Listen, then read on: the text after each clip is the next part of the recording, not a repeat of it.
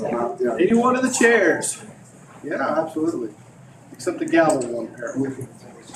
No, not yet. You guys have a mic near you, you guys wouldn't mind just chopping it over when you're ready. There's a switch on the very back, it's on the very end there. Unless I'm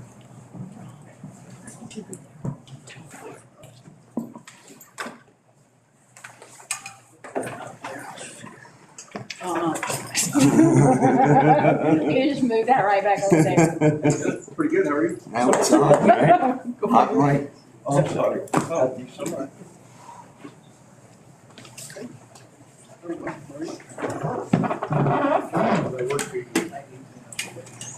That's always good. Don't even say that should mention. Yours are. I have got my one. You know what? They can both. Yeah, you're totally fine.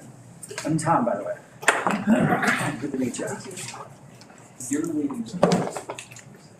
Indeed, at least that's part of it, for sure.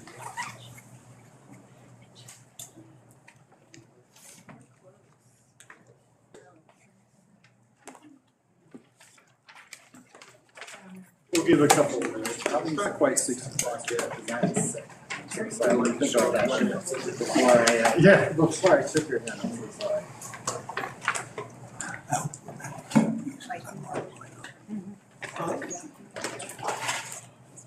Really stink. Smith? Well, I was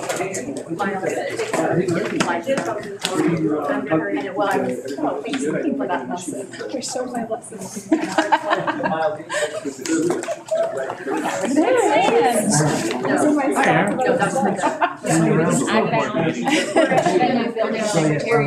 And, you know, the principal and the building secretary sign all the checks. And so, we sign a new bank form, you know, with our official signatures. And I was picking up this pile of stuff and it kind of got pushed to this table behind my desk. And, So I retired. in there. And of course, you know, I remember her coming to me and going, actually, did you feel this? We're gonna need your signature. And I was like, you're not turning it in. No, There it's- it was. I signed it. I signed anything. I was like, Dave, I'm so sorry. So funny we're thinking about If it's not right in front of me, it ceases to exist. Right.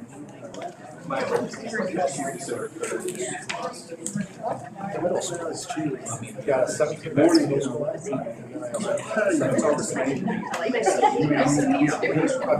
I'm too busy for that, so my time was. All right, well, 6 o'clock has now come, so we'll go ahead and get the DAC portion started. I do want to say thanks for giving the time to come tonight. I know that typically Tina Casson is the one who runs the DAC, and in future events she will be the one, but she had a personal scheduling thing come up right at the end, and so I'm going to fill in with that piece in terms of part of the DAC. As you can see, the agenda is pretty short in terms of the number of items, but we have quite a bit of important information to go through, and so we'll go through that.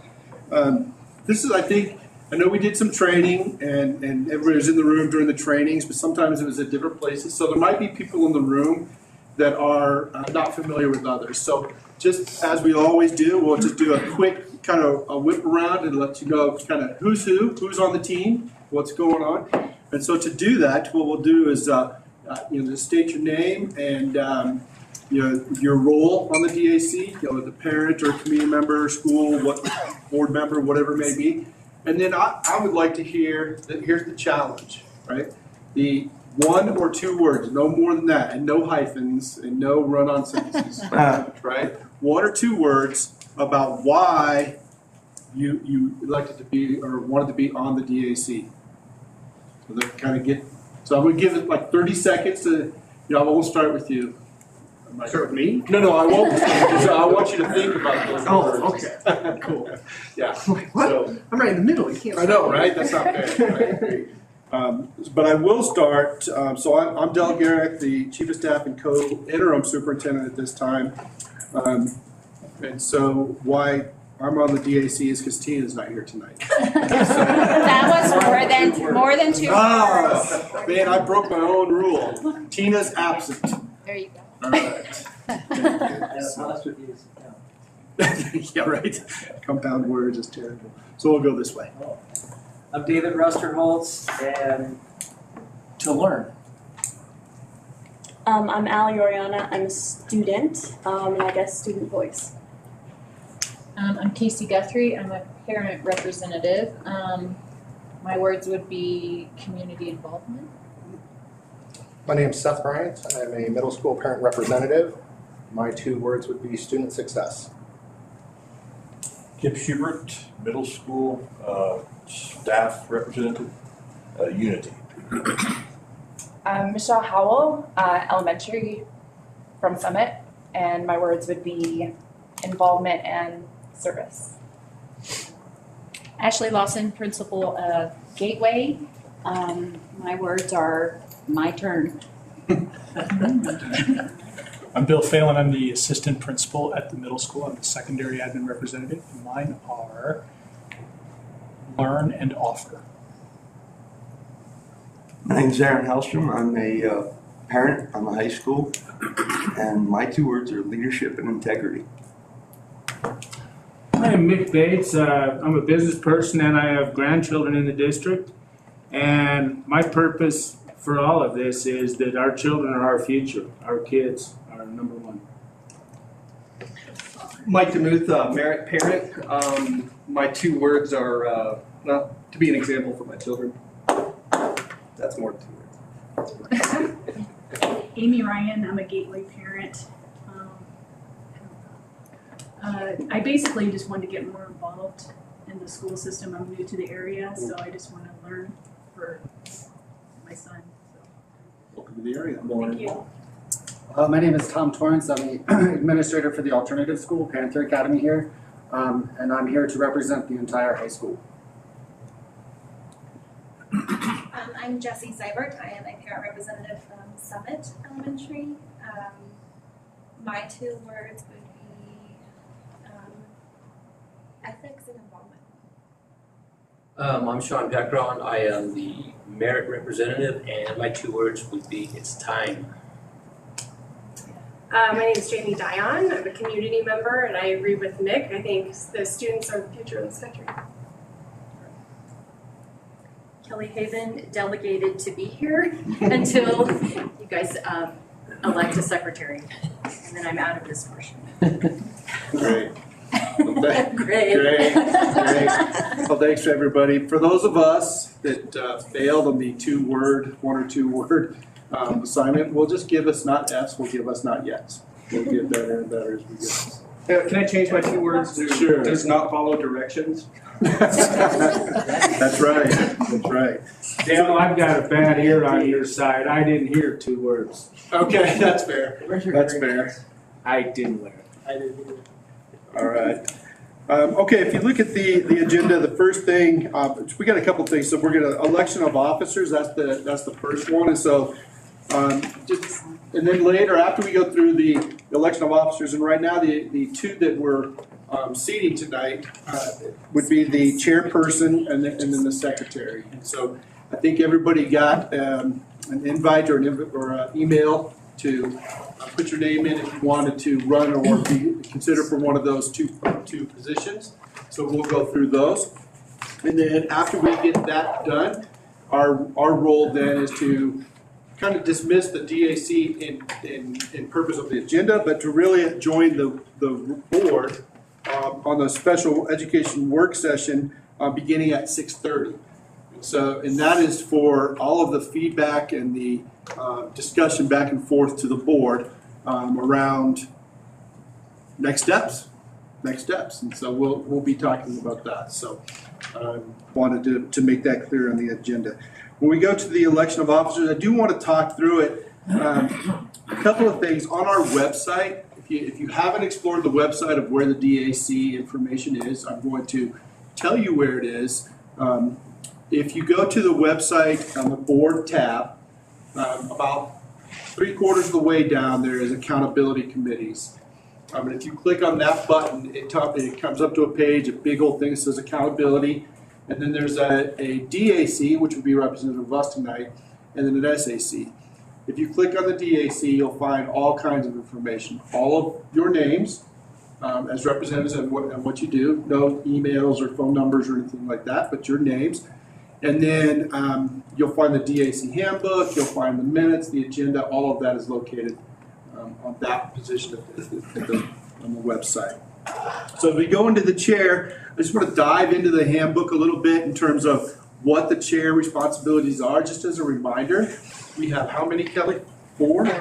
With four people who had put in their names as interest in serving as the chair, presiding over. So let's just go through a little bit, just a refresher on the responsibilities. For the chair, the chair is responsible for presiding over and facilitating all meetings. So you don't have to listen to me anymore. Number two, set the meeting agendas in collaboration with the superintendent representative. To guide the team in reviewing targets, improvement strategies, and other elements of district improvement plan. To guide the committee in making budgetary recommendations. To ensure the DAC performs the duties outlined by state statutes and district policies. And to serve as a communication link between the DAC and the school board. That's the responsibilities for the chair. And so what we'll do as we go through that is we'll give the four people who did put their names in, and that is Mr. Seth Bryant, there, thank you. Mr. Mike DeMuth, sitting over here. Mr. Aaron Hallstrom, sitting over here. And Ms. Jessie Siebert, which is, I thought I saw her, there she is, down there at the end. So what we'll do is we'll cut, and that's just kind of the order that they came in. I believe that's alphabetical. Yeah, so that's, see, I figured that out because I went to the last name, and it says it. What we'll do is I'm going to start, and I'm going to give you about, I don't know, maybe 2 minutes to just kind of talk about the reason why you would like to be the chair of the DAC. And when we get the chance for all four of us to hear, we'll pass out ballots and we'll take a vote of the DAC members for the chair. Any questions? Good. All right, well, Mr. Bryant, because alphabetically you are first, why don't you give us a quick 1 to 2 minute little piece about why you would like to be the chair of the DAC. Sure, absolutely. I have 2 students in the Woodland Park School District. I've got a middle schooler up in grade 7 and a second grader at Columbine. So I am vested in this district and student success for the foreseeable future. I believe that my student success is, everybody's student success and vice versa. So I really think that the better we do as a district, the better all our kids are going to do. I have served as a chairperson for committees and boards before, and an organizational figurehead. I'm a well-equipped leader. I'm very familiar with helping groups drive conversation and facilitate open discussion. I also know how to help teams move to decision-making points. Sometimes those discussions need to actually wrap up and, decisions have to be made. Really, I think I've got the ability to help this team deliver relevant and timely and well-positioned advice to them. Great. That's it. Thank you, Mr. Bryant. Of course. All right, Mr. DeMuth. All right. My name is Mike DeMuth. I'm a local realtor up here. I came up with a few things I wanted to share with you folks here. Well, basically, I care about nothing more than I care about my kids' education, for one. I'm not afraid to voice my opinions. As some of you have seen me online, I'm kind of a loudmouth, but I'm not afraid to speak my mind. I'm a leader in the community and with our youth. I've been, I've had a lifetime of leadership, starting as an Eagle Scout when I was a kid, restaurant manager at Chef for 20 years. Right now I'm a local realtor here with eXp Realty here in Teller County. I coach soccer with Parks and Rec here in town, like 2nd and 3rd graders, and that's a whole lot of fun. I also sponsor teams. Right now, I've volunteered with the Woodland Park School District and Merit Academy. Done a lot up at Summit over the last 10 or 12 years with my kids going there. let's see, my wife and I run the Divide Mountain Girl Scouts. Now, that's an awesome thing that we have going on here. I'm also the president of the local Teller County Service Unit, meaning I run everything Girl Scouts on the leader side of it. I'm the leader of the leaders. My wife's the treasurer, and so anything Girl Scouts basically starts at the top with my wife and I, which is pretty cool. We do a whole lot with that. We've organized the annual Daddy-Daughter Sweetheart Dance that's been going on for like 30 years now, and we do all that. That's super fun. Last year was an awesome event. Let's see, our amazing parade floats. Did you guys see the dragon last year with the flamethrower? That's my flamethrower. Let's see here. We also took 53 scouts to Yellowstone and Mesa Verde in the middle of a pandemic when everything was closed. We decided, no, we're not closing anything. We're taking 53 people to Yellowstone. And then last year was Mesa Verde. We're also working with this thing called Adopt a Park Florissant. If any of you have seen that, our Girl Scouts alone have raised over $13,000 in the community to fund this. Right now, the girls and I are working with Eric Stone and Dan up at the County Commissioner's office to raise enough money. We're looking at probably bringing in a few $100,000 to rebuild that park in Florissant, which is very much needed. And that's between the county, the money that we've raised, and the Great Outdoors Colorado Fund. So that's a really cool thing we've done. I have my opinions, but I'm also open to suggestions. I met with a friend, teacher up at Summit Elementary, Miss Sherry Porter, a while back. Ran into her here in town, and I was chatting with her. And for you guys who know her, she's pretty awesome. And she told me to give some advice. She gave me some advice that kind of stuck with me over the last few weeks. And she said, with all the divisiveness that's been going on with the school district, that's been going on with the Board of Education and everything here in town, we need to be a voice that brings people together. Because we have a chance here to make a big difference. That stuck with me. I think we can all heed this advice, especially in the positions we're in. And if elected as your DAC chairman, I'll be ready to voice that opinion and can bring, I'll be able to voice the opinion that can bring people together for the kids. All right, thank you, Mr. Chairman. Appreciate it. Mr. Hellstrom. Good evening. My name is Aaron Hellstrom. I'm a retired Marine Master Sergeant, 22 years. I like to think I've worked in the federal government. I understand government, but I was an inspector general. My job was to go around places like Guantanamo Bay, places of high security, high vis, national interest, and my job was to get a win-win, to go in and do staff development, to do leadership training. I wrote down some of my stuff because I can't remember everything, but ops management, acquisition and integrations, strategic planning, staff development, promotion, performance and quality standards are things I did, customer satisfaction, and allegiance, leadership development, profit and loss management, budget planning, engineering and manufacturing, change management, commercial and customer support, strategic partnerships, facilitate 20+ board member meetings, interact with clients, direct multiple cross-functional teams for all major stage of project lifecycle, and carried out budget analysis and led resource allocation, including labor planning, synthesized problem solutions, and developed written reports and outputs related to United States Marine Corps Enterprise Support Services for a budget of $5 billion. So I have a wide range of experience in dealing with civilian community because I went to work as a GS-13 at the Pentagon to write policy for Headquarters Marine Corps. And when you write policy at that level, you've got to get a win-win across the board. We're talking about all different facets of life. My also job was to take what the president passed down in executive order and to break that down into what it meant to us as a Marine Corps and then put that in the policy for the Marine Corps to enact. So I have a good head on my shoulders. I understand the law. I believe in the Constitution. I believe in leadership, takes decisive steps, and makes the tough decisions because it's our children that matter most.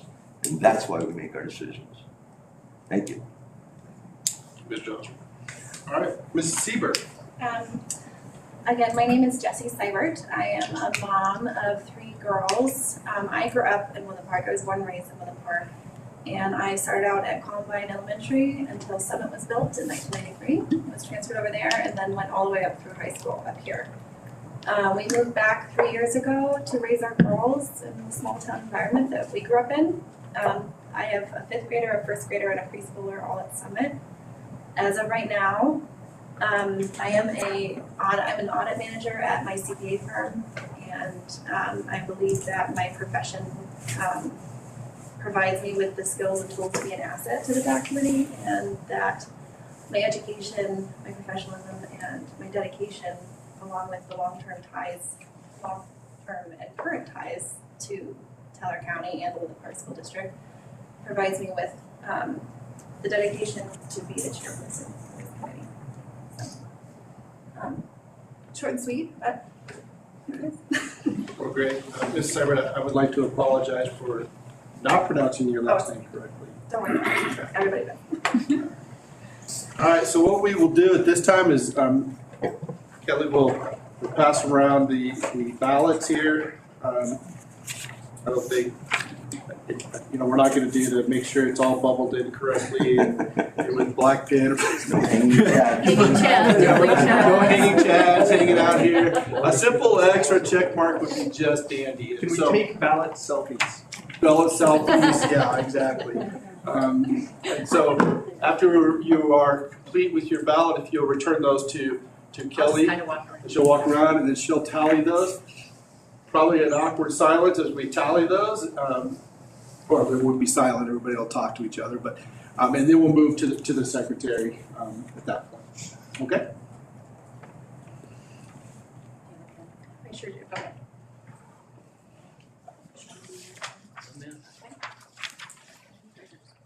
See, if I had brought pens in here, then none of you would.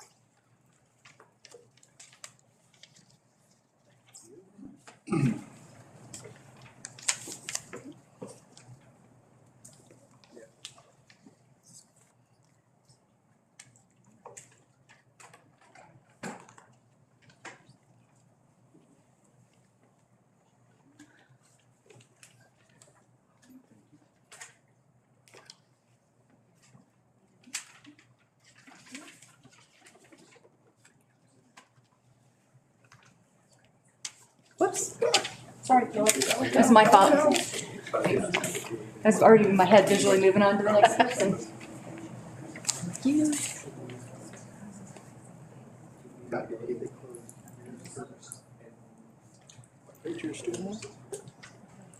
Somebody in the committee.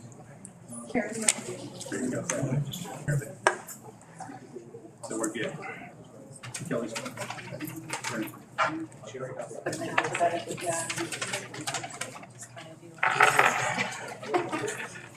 I wasn't loud enough. It's going okay. Oh, you did? Oh, really? Everybody's eating.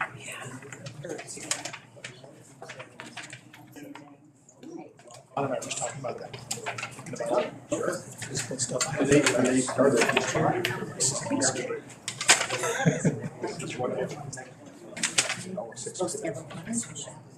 I've got a couple. That's been changing. Yesterday was crazy. Wow. I had to spread out all the lunches so nobody Wow. Fancy. So. No, we were doing it together and we both. Jazz band thing. I know. So I was joking with that a little bit, and then, of course, it went from. It's that one. And we had one, I think it's a. I do not want to. Band. I'm glad you were there. Safety Physical Auditorium going next to has band. I'm sure. And stayed. It's more of an adjustment. Like, our kids were up on, saw the some kids was on jazz band, but he stayed. And the only reason I know this is because he spoke to the choir director after the musical program. But yeah, he was like, oh, I'll stay and watch these little kids. Yeah. didn't know this. There was like A lot of compliments. I didn't hear. Like they were waiting on. Yeah. Yeah, I know. And is it middle school, high school, physical, or just? They each did their own thing. I don't know if they did something together. And then Craig was semi-pro big band. I guess that would be it. I know Craig. Oh, really? Be good, but Yeah. process. But you had a nice one.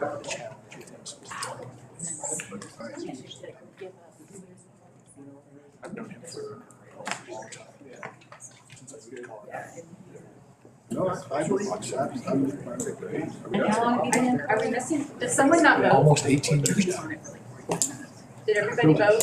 Coming up on 20. Yeah. Yeah, moved here in 2002. Yeah. Oh, you want 2005. 2003?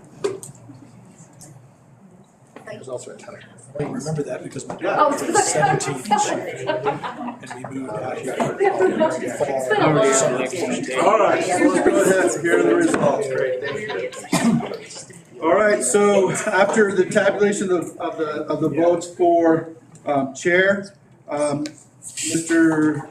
Seth Bryant has got the most votes, and so you have been elected as the chair for the DAC.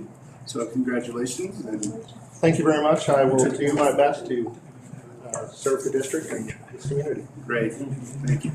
So Mr. Bryant, I would not dictate, maybe think about at the next meeting when you're leading that, if as a group you decide you want to co-chair, remember that's up to you guys. So maybe put that in your wheelhouse the next time we go. Thank you. All right, thank you.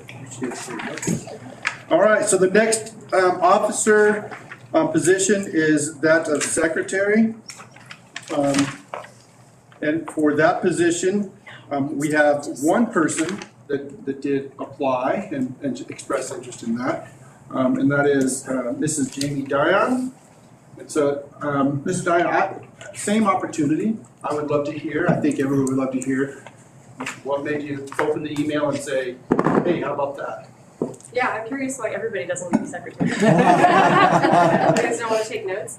I do a lot of project management for work, so I'm used to collaborating in groups. I'm used to taking notes and completing tasks and working with a group. So it's kind of second nature for me to do something like that. Do you want my job? Probably not. All right, well, wonderful. So what's the word I'm looking for? Elected by acclamation, since it's no contest. Yeah, elected by acclamation. So thank you for doing that, and welcome to the team as the secretary of the DAC. I appreciate that. Great, wonderful. When there's no contest, that's why it's elected by acclamation, because everybody wins. All right, well, great. So that completes the business portion of the DAC, where we've gotten those pieces together. At 6:30, I know that we will begin in the Board of Education work session, so all of our board members will join us at 6:30. There will be a time during that agenda when we set up or we dismiss the DAC, not from a dismiss like please get out of here, but dismiss in terms of the role of the DAC, and the DAC would then be invited to obviously stay as audience members. Before we do that piece, we get to that point, there'll be a small break so we can rearrange things. Is that right? Correct. Yes. So for the actual board meeting itself. Okay. All right. So I thank you for that, and we have about 4 minutes before Mr. Rusterholz will take over from the board work session piece. All right. I do want to say that Chris Austin is the other board member who is on the team, and he could not make it tonight. I won't tell you why, because he's out hunting and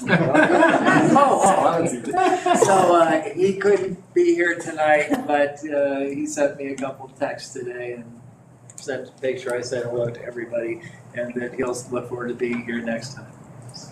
Great. All right. All right. Well, again, thank you for the conversation and definitely the election, and I look forward to I know the leadership from this group and the feedback and the partnership with the board is going to be much appreciated. So, I look forward to having a lot more of these. I would like this to be a regular thing with the Board of Education because, like our motto is, we are better together.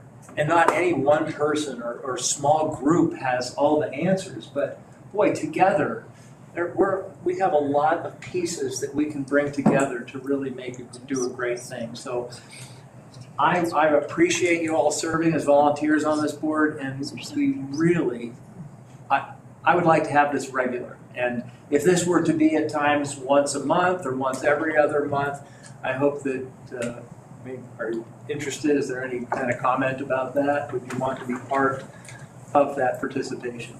Absolutely. I think the more we can partner with the board, better together. Absolutely. I think currently it's scheduled for 4 times throughout the year. Say it one more time. I think right now it's scheduled for 4 times throughout the year, like this being the first, I believe, currently. Right.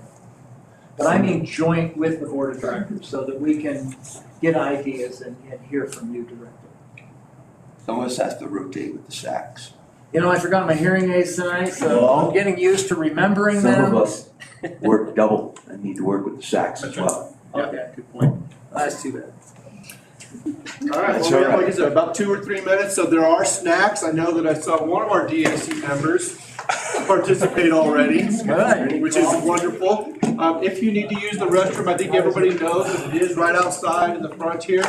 And then once the board's ready to go, I'm sure Mr. Russell-Holtz will bang the gavel and off we go.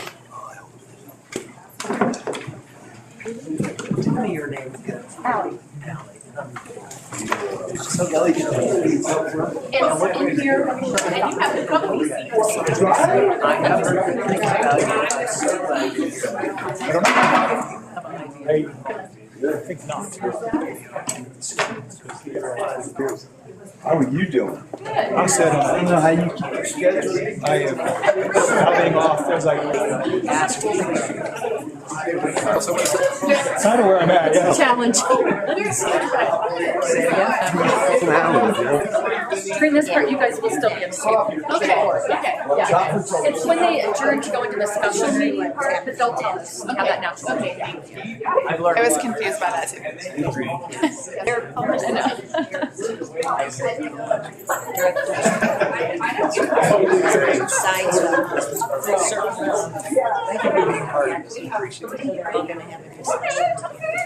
Sounded to me I look forward to working closely with you and getting to know you. Have we ever met? I think I ran into you once at a hot tub store. Thank you so much, Mike. I look forward to working with you. I think we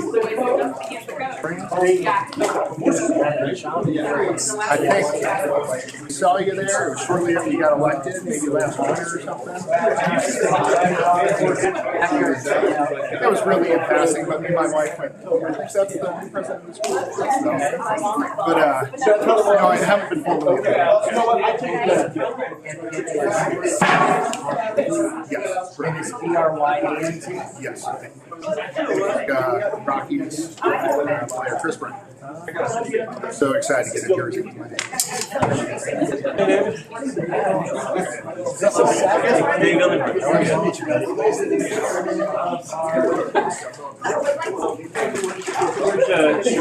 High school or middle school? I've got a 7th grade middle school and a 7th grader at college. I know. Oh, thanks for coming in again.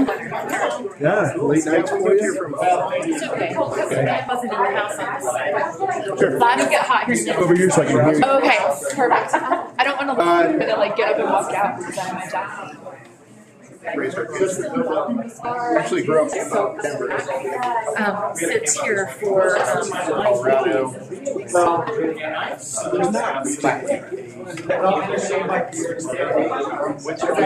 If you're in town or Yeah, we're right on. Okay, you're pretty close to me then. I'm over in Stone Ridge Village. Yeah, we got here 4 years ago. That would be a really good question. I can imagine. So, what do you do? You work in the springs or? I work remotely for Albertson's company. Hi guys. How's it evening tonight? Good. Huh? It's not even that cold. Good job with Are you kidding? That? Good job with the 2 words thing. I like that. I was pretty bad at it. I broke my own rule like 2 seconds into it. That's okay. You kind of set the tone. Yeah, Kroger is a good one. It is cold up there. For FTC approval. It's supposed to go down to 5. Well, we walked, and so when we were walking, well, we walked from the beginning of the building yard. I have extra. There's some sort of event going on down I never here. wanted to. That's pretty cool. That's an appointment. Otherwise, we sit so much. No. Are you like so nice to meet you? Yeah, absolutely. Oh, that's cool. Then lived in Arizona. But Flagstaff is around like this. Okay. Flagstaff is where you work? No. Flagstaff is around Colorado. Colorado Springs, yes. So, this is still cold. It's like, How are you? my bones are going. How have you been? But we like to sit. Excited about that. Yeah? So bad.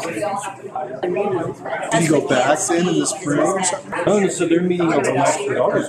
No, that, my whole family. Until we get to It's just.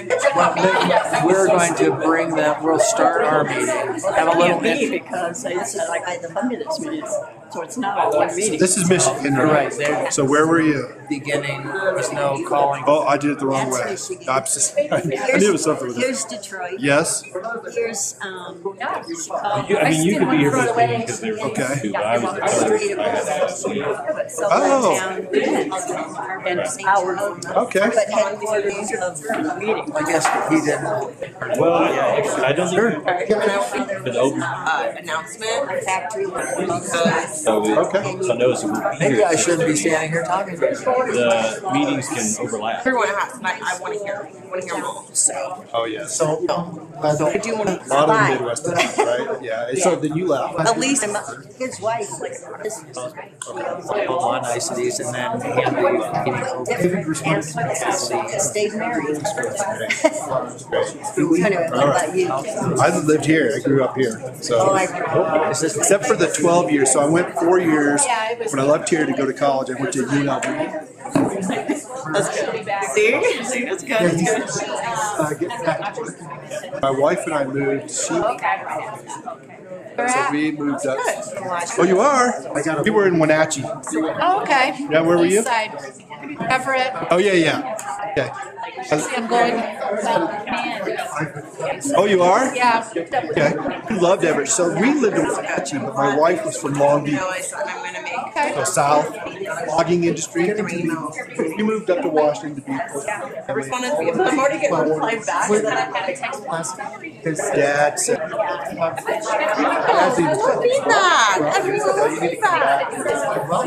We're getting on like both sides and then "Be back." other issues. Well, 12 years I was, and you know, there's 2 words that I've really. I need to know where My dad's classroom when I was a kid was about I remember you saying that. about right there. I guess is the year. For me, it was interesting. I don't want to say it front, but. So did you grow up in? I actually grew up in Okay. 99. I moved out to Everett.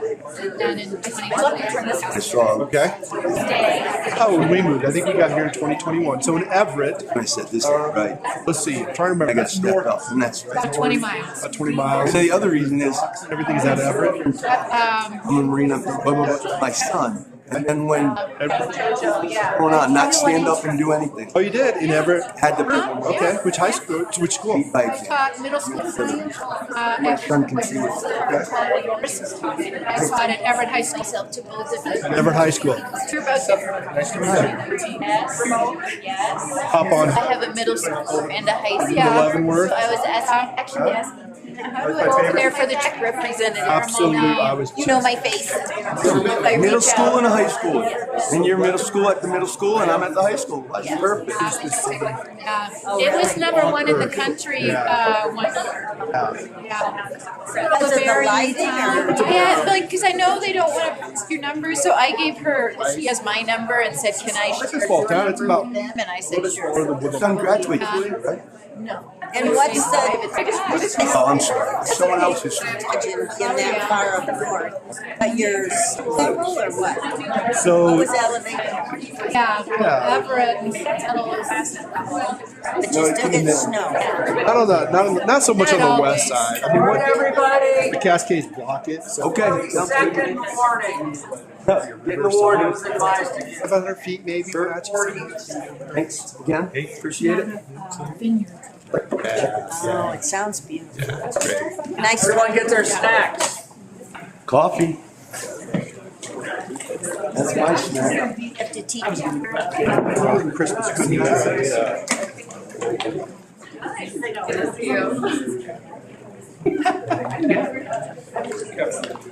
Are we all returned? Everyone here? All right, we'll call this meeting to order. Are we doing a roll call tonight for everyone? No, just a roll call for the board. Okay, roll call. Illingworth, Here. Kimbrell. Here. Patterson. Here. Resterholz. Here. And Austin is absent. And our new Mr. Dack, Chairman, would you lead us in the Pledge of Allegiance, please? Absolutely.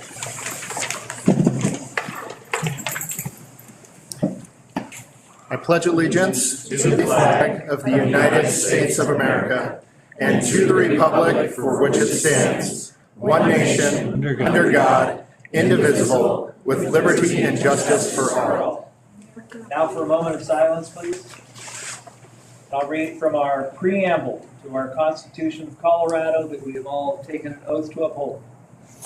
We, the people of Colorado, with profound reverence for the supreme ruler of this universe, in order to form a more independent and perfect government, establish justice, ensure tranquility, provide for the common defense, and promote the general welfare and secure the blessings of liberty to ourselves and our posterity.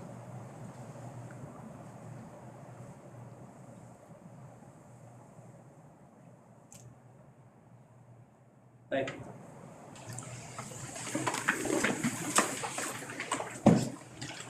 May I have a motion to approve our agenda for this evening?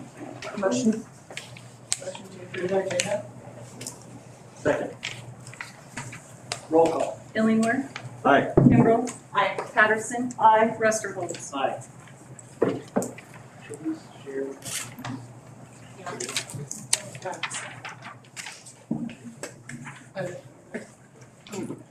All right, this evening, I want to welcome all of you, the DAC members here, and how much I appreciate you. I kind of said something a little bit about that before. We are streaming tonight so that we can get as much stakeholder participation and as transparent and open so that people can, from the community, can participate. So the camera's over here. So your back of your head is your best side. You've got it. So I want to welcome everyone here this evening. This evening's meeting is going to be about information and discussion with you. And we're going to be discussing the steps necessary to hire a district leader and our subcommittee of Mr. Illingworth and Mrs. Casson. How do I always do Kimbrell, our subcommittee tonight. So I'm going to hand the meeting off to these two, and we'll go from there. Ladies and gentlemen, good evening. Thank you for being here. Each of you should have the packet in front of you, right? Everybody got that? Okay, and it was emailed out earlier? It was emailed out, a draft version, I believe it was that yesterday before, and then today was updated with the updated timeline and the work that you do. So when we talk about the hiring process, a lot of it is going to center around these documents. They're basically three. The first two, the administrative vacancy, and then this longer one that says interim superintendent of schools. These are what would be posted if we choose to move forward with this. And so that's what somebody who wants to apply is going to see and respond to. But when we talk about the process, it's really more set out in what's called a timeline. And there you'll see it contemplates that we would post tomorrow. And then it would remain open until November 29th. And then there would be a week-long screening period where we would possibly set up phone interviews with various candidates, narrow it down depending upon how much narrowing needs to be done. There would be a public meeting on December 7th where the board would select finalists. And then in between that would be interviews of the finalists that would be done. What I'm thinking, at least, is that it would be done kind of like this. It'd be a joint board and DAC committee to interview the finalists all in one go. And there'd ultimately be a meeting on December 21st where the board could select somebody by vote and then hire them. So this is the idea. It doesn't have to be done this way. We could adopt, and the board, as you know from the agenda, anticipates taking action on these things later this evening. But I would note that, of course, even if we do this, if we come through December 21st or we're in December and we're not satisfied with the process, it can always be modified at a public action and extended if necessary. Okay? So I will say that Ms. Kimball and I have been working on this for a couple of weeks with the documents, meeting with Mr. Garrick and Ms. Cassins, meeting with the board attorney, Brad Miller, one-on-one with President Rusterholz and Ms. Patterson and each other. And we have, of course, talked about it at some public meetings. We've been getting a lot of emails, I'd say, over the past several days. I will be returning a lot of those emails too, so if you've not received a reply from me, I will be getting back to you, so. So the idea is to get input, to get feedback on things, and to have just a discussion with you guys. If there are questions or concerns that pop into your head, whatever you think, okay? So I tend to, did you have something you want to say? No, I was just going to start off with what we have listed here on the agenda, talking about the title, and then working through qualifications, timeline, vacancy notice, and process.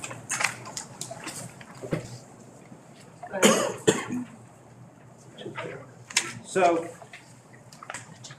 let me throw it open to you guys. So when you're looking at your agenda, the row number 4B, receive feedback, and it says hiring process to include title. Does anybody have any particular thoughts about the title? Whether we say we're looking for a superintendent or a chief executive officer or anything like that. Does that have any significance to anybody?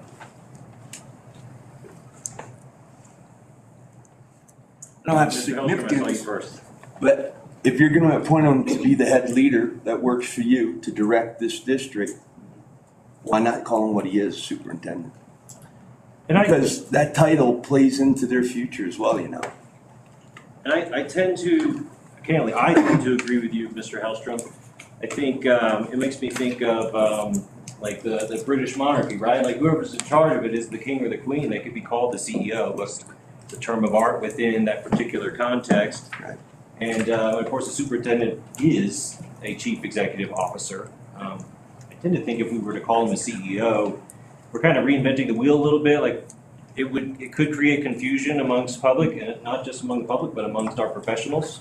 And so we'd end up having to spend more time trying to define the position, and we kind of end up just saying, well, it's the same thing as a superintendent. So, but you raise a good point about, you know, it also is for the candidate themselves that, you know, they could, you know, in the later on in their career, they don't have to explain to somebody, it says CEO, but I really, trust me, I was a superintendent. Mr. Bates. I concur with Mr. Helston. Whether it was interim superintendent or superintendent, the way I understand this, it has the potential to become the permanent superintendent. And I think we hire based on that, I would like to see us get back to where we have been in the past with a single superintendent.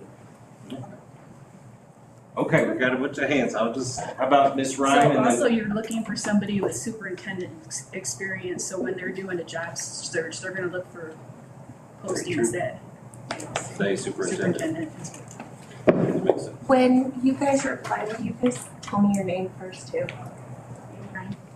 Just so I get to know you guys. Thank you.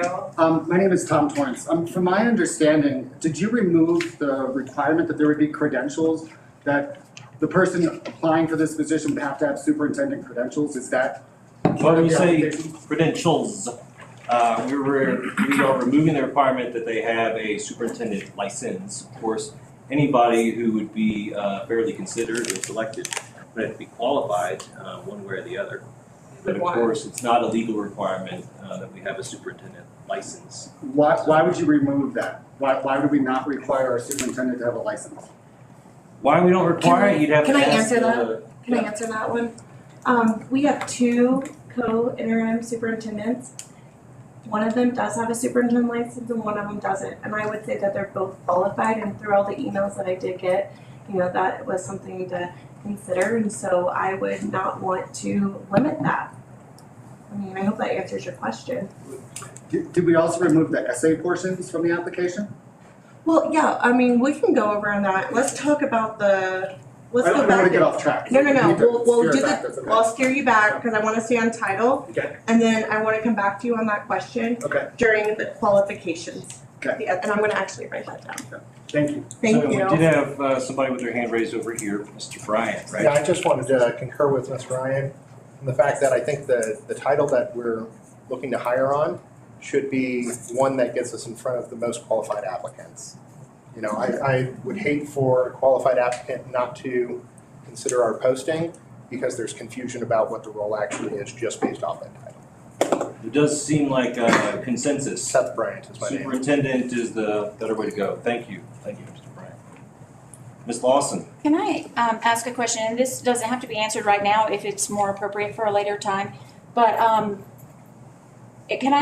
don't think that I know the rationale for why we're hiring a superintendent for now to May. Like, why are we not hiring one permanently? So that doesn't have to be explained now if it's going to be covered later. I don't think I know the background of that. So I just would be interested to hear that. Mm-hmm. I'll tell you my thought on it. Two things. First, like I said before, doing this now, we're a little bit ahead of that traditional permanent superintendent hiring season, which, it's kind of January to March in your normal rule of thumb. With this timeline, we could come to December 21st and we'd still be in a position that if we feel like we didn't like the pool of qualified candidates that we got, or we didn't get enough, or, based on feedback and going through the process, permanent really is the way to go. We haven't lost anything, we haven't risked anything, because we can modify and roll right into January and February and sort of open it up a little bit more and make sure if we feel like, there's not enough people out there who are willing to jump at this time. So to me, it's a bit of a freebie to do it this way. But the second reason that I would want to see it successfully accomplished is because we believe that there are plenty of big things that need doing, and as you know, if we go through the more traditional cycle, that traditionally means bringing in a permanent who doesn't start any earlier than July. Sure. And I don't think that the sorts of things we're looking to do should wait until July to be really gone into. And that's not to say that's we wouldn't necessarily be bringing in an outsider. Because, Ms. Cassins has told me she wants to apply. So even if we were to say, Ms. Cassins, you've done a great job, let's make you interim superintendent, and, there's a bit of a hope, presumption, expectation that this could go more permanent. It's at least putting Ms. Cassins in a position where she knows now she's got the wheel, and giving her that Christmas break to really dive into some of the big things that Ms. Cassins is already aware of that are coming up. Just as we would give a new superintendent in the more traditional cycle that summer break to get up to speed. So my thinking is even whether we go with an experienced insider or an experienced outsider, that break is valuable time for that person to assume the leadership role and, do what they need to do and work with everybody they need to work with. May I share with this group 2 concerns that have been brought to my attention from outside stakeholders? One concern is that will we get qualified applicants because outside of Tina Cassens, not talking about her, but talking about people, outside who might apply, if they are highly qualified applicants, then there's a good chance they're already in a superintendent position. And would we be interested in somebody who abandoned a position mid-year? So that's one of the concerns that has been brought to me. And then another concern is that the posting the position from just now till May has created some angst in the staff and in the district community. What has been shared with me is that it feels like that maybe there's consideration for bringing somebody in who might clean house, was the phrase that was given to me. So just in my role on the DAC, I want to make sure that you're aware of these concerns that are out there around this short posting. Nobody's concerned about posting for a superintendent. We all want stability. We all want somebody strong and highly qualified to lead our district because we have fantastic things going on and we want to continue to move those forward. So nobody has angst about that. The angst is that it feels like just if you're just bringing somebody in or you're just bringing somebody in to clean house. So I'm just sharing that because it has been brought to me and I feel like that's part of my role here.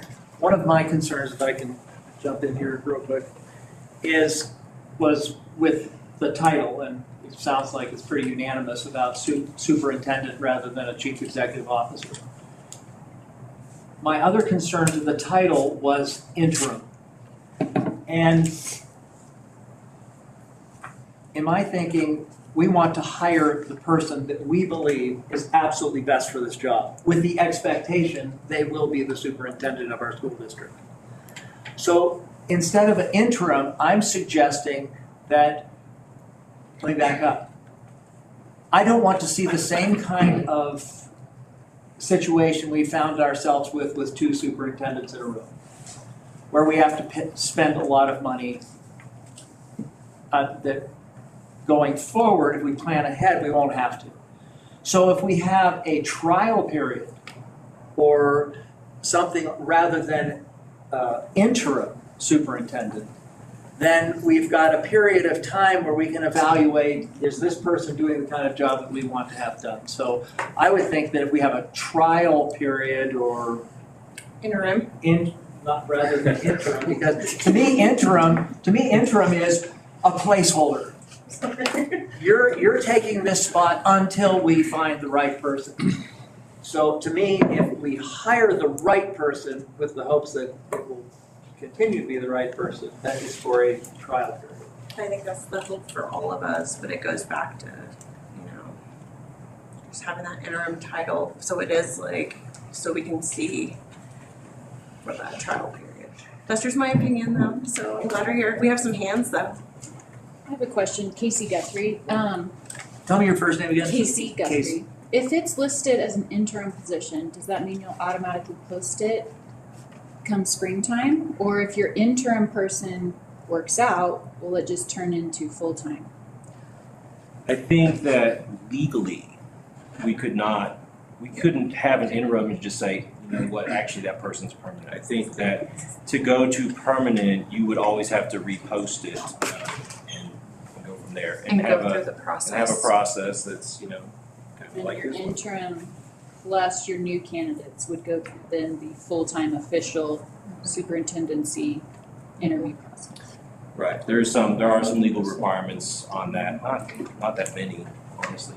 They're kind of what's in here. That you have to have a public meeting where you select finalists. You can select one finalist, and then you have to have an interview with the DAC, and then you have to have a public meeting where you have to vote and things like that. So yeah, you would have to go through the same process. You can't end run and do an interim and then wake up one day and say, oh, actually, that person is now permanent.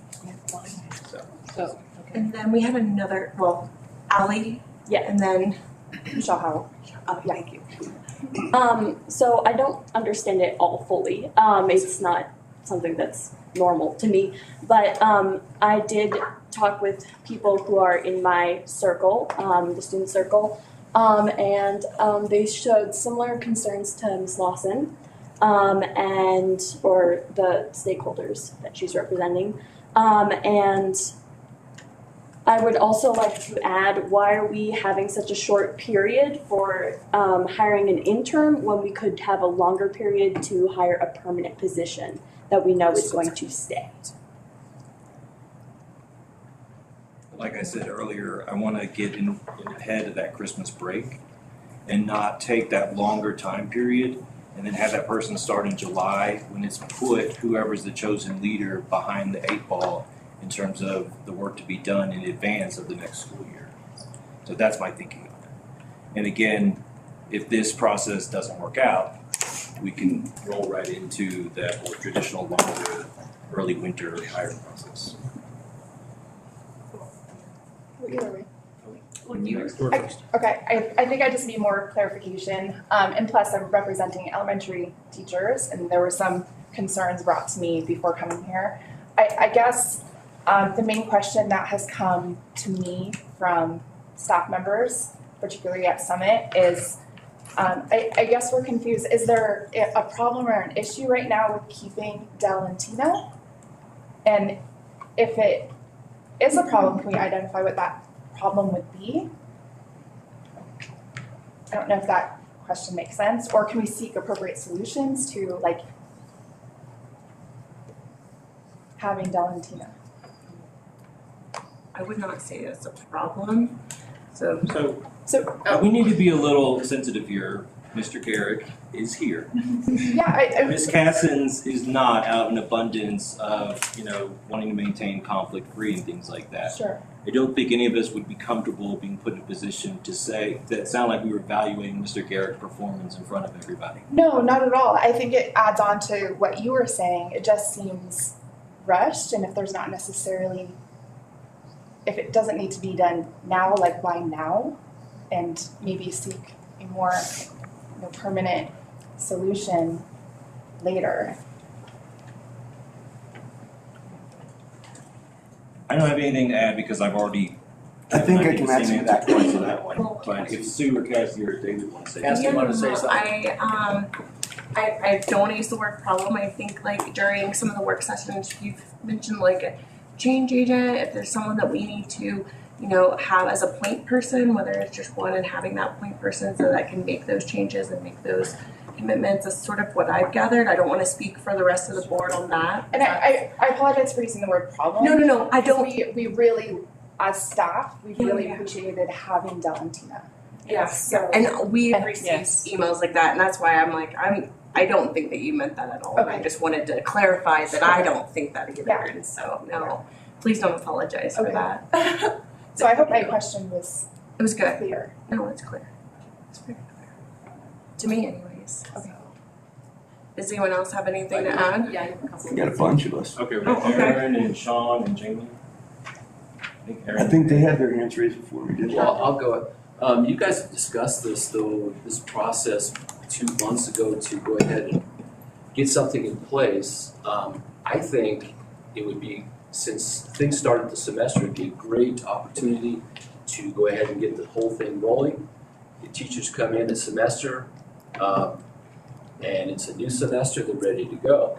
If in the process, as Mr. Elmore said, you don't find your qualified candidates, well then you pull back, and then you're gonna go again whenever it's appropriate. Now this has been done before. We've had superintendents come through, a pool of them, and the school board said, we are not satisfied with this pool applicant, so they go back and then they repost. I think it's a win-win because not only does it save us time, we have the advantage of, well, it's just a short term and we'll see how they work out. If they don't work out, then we can go ahead and reapply. There's no systems being done, there's nothing new that's happening. It's simple, it can be done, and it can be done expeditiously, and I think it's a good idea.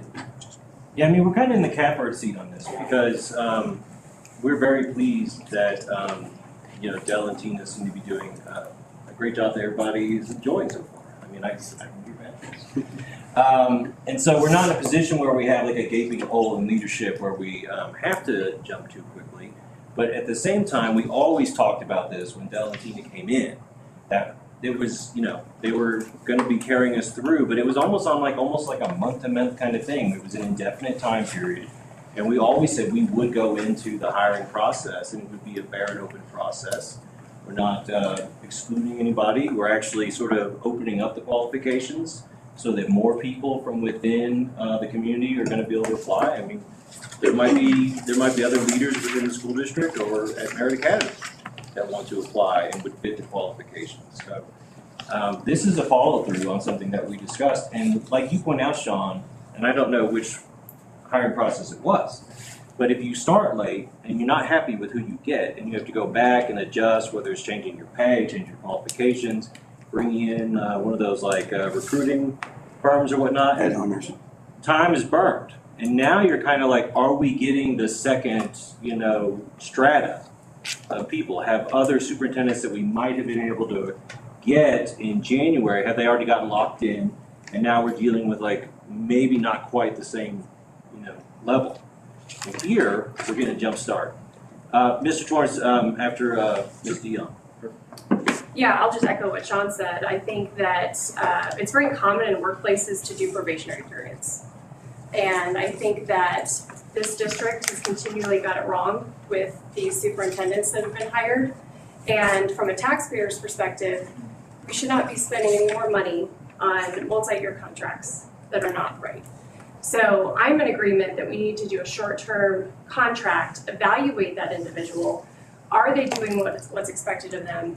Do we think their performance should give them a long-term contract? I do not think we should walk into another multi-year contract with the superintendent. Can I ask you a follow-up on that? So are you suggesting that we hire a probationary period interim, or hire what we think is the best and will be our full-time permanent? I mean, it should be one and the same theoretically, right? If you're hiring the best candidate that you have, the highest caliber candidate that you have, and you're putting them through a probationary period, ideally that's the person you want to stick around. So just to keep us back on track, are we good with title? Are we gonna go into qualifications then? Because I feel like we're already on there a little bit. I just wanna, well, because then I wanna go back to your question anyways, but I didn't wanna, are we good into qualifications? Is everyone good with title? Does anyone have any other questions or comments about title? I've heard from our administrative staff the concerns of teachers. And I've heard from parents' side the concern for leadership. And I'd like to just say, I think we're all coming from different understandings, and there needs to be a background established as to why. And in my opinion, the background is the board has been appointed through election and a recall that failed, which is a mandate from the public saying we want action now. We want to see our schools now moving forward. That requires leadership. Whether it's interim, whether it's probationary, you know, that's semantics. Let's talk about what we need to talk about. We need a leader who's in place who will take us where we need to go. And I don't think any leader's going to come in looking to hatchet teachers. First of all, you can't do that. And if they did, they'd be found. They'd be in trouble. So teachers shouldn't even have to worry about that. Well, let's go back to But we need leadership, and we need someone And leading. then, Torrance, I'm sorry, go ahead. Go ahead, you finish up the bottom line. Keep Ms. Cat. No, I was gonna ask the bottom line, what you were saying, that we need to hire of the full-time superintendent, or you're just saying that that's I wouldn't go semantics? full-time. I would do what you said. Check them out. But here's why. This is off our Board of Education for the state. Local school boards, this is your responsibility. For accrediting their schools and ensuring that academic programs are offered by their schools meet or exceed state and local performance expectations for attainment on the state's key performance indicators, i.e. achievement, growth, post-secondary, workforce readiness. Local school boards also are responsible for creating, adopting, and implementing a performance improvement, priority improvement, or turnaround district plan, whichever, going through. This is why we need a superintendent. For this reason alone, so that we meet our goals, so that we don't stay lagging because of COVID, so that we can take decisive steps, so that we're next year in the upswing. So I need to comment on that. Right now, our leading indicators for high school are at historic highs. Our SAT scores are higher now than they've ever been compared to state average. We've been slowly growing even through the pandemic. Yes. And I was referring as a state, we as a state are lagging. So, and the high school is the pinnacle of education. Like that's where they go before they go out into the world. And we're only successful as the high school because of the kids we get from the middle school, because of the kids that the middle school gets from the elementary school. So when I look at those SAT scores that are through the roof and climbing over the pandemic, I think one of the concerns both of staff and perhaps students is that when you say things like change agent, like we have made inroads like on our achievement scores, so it's a little scary for us because the superintendent does have the power to fire people, right? You don't, but the superintendent does. And so Actually, we have to approve anybody who's fired or hired. True, absolutely. So I think that's one of the concerns. Like we're doing really well. If you look at our scores, they are phenomenally higher than the state average. But why did the board get reelected? Because of culture? Okay. I don't see that. I don't see your SATs, unfortunately. Them being through the roof, I believe they're barely above the state average. They have constantly increased. Gentlemen, in any case, this is off track. Yep. We're not here to debate the SAT scores. Nor In do I my wanna opinion, they waste could your go higher, time. but that's another agenda meeting. Mr. Torrance, you had your hand raised for something else though, right? Well, it was just a comment on that. But I do want to go back, since we're talking about qualifications, and talk about your question on the essay questions and sort of like what did you think of those, or what are your importance of? Did you like I just back and forth? Yeah, so comments. did we, I just want to ask, did you take the essay questions off of the application? And what was the reasoning behind it? Because I feel like those could be used to help. I mean, why do I need essay questions from a professional? I mean, the resume is gonna speak for itself and getting references from, places of employment, things like that. I think that's more important than 500 words about how you're a great leader.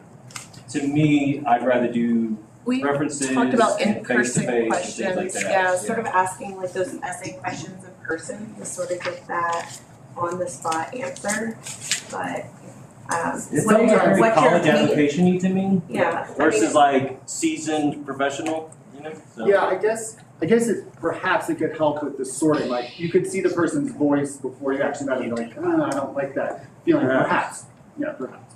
Perhaps. I On the other appreciate hand, I hate to, I don't know, people read things the wrong way and there's a different tone sometimes. Sure.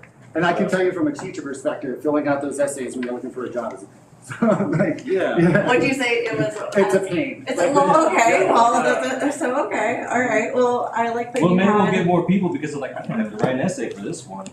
We get the right people because they don't have to write an essay though. Oh, man. Well, I Thank you. appreciate Thank your you. opinion on both sides of it, so thank you.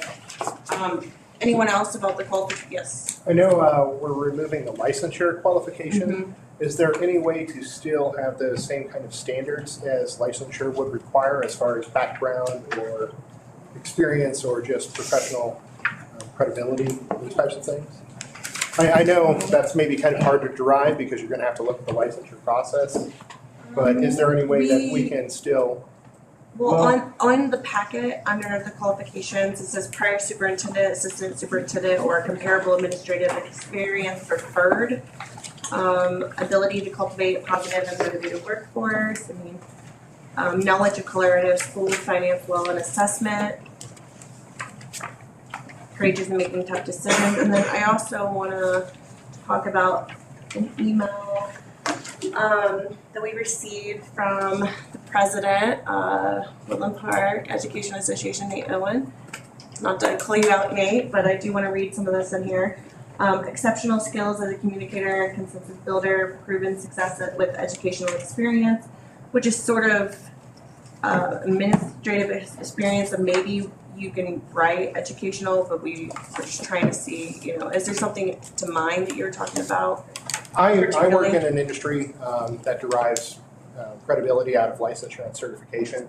And really, it's just the framework there that helps, support that, right? And I'm just wondering, without that qualification, what kind of framework are you going to use to qualify the position? Is it those those bullet points that you mentioned, or that you mentioned in the Yeah, there's some qualifications, qualifications. but we were That's just, the framework. if there's anything you could add, or if there's something that you see, NAEP also has an advocate for public education with related community organizations, so someone that's very community driven, that's going to be a cheerleader. That's sort of how I perceive that. And Nate's shaking his head, so I'm doing good.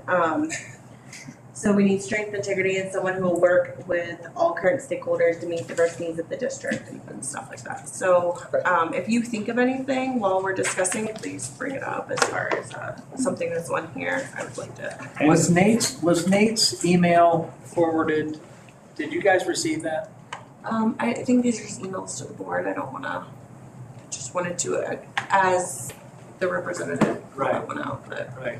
I thought that Nate's email was very succinct and it represented the teachers very well that he wrote, and he had the 5 qualifications, and I really want to make sure that those, and I think that we are pretty much in line with that and have those 5 qualifications within the qualifications. knowledge of child growth and development was another one. I'm just trying to sorry.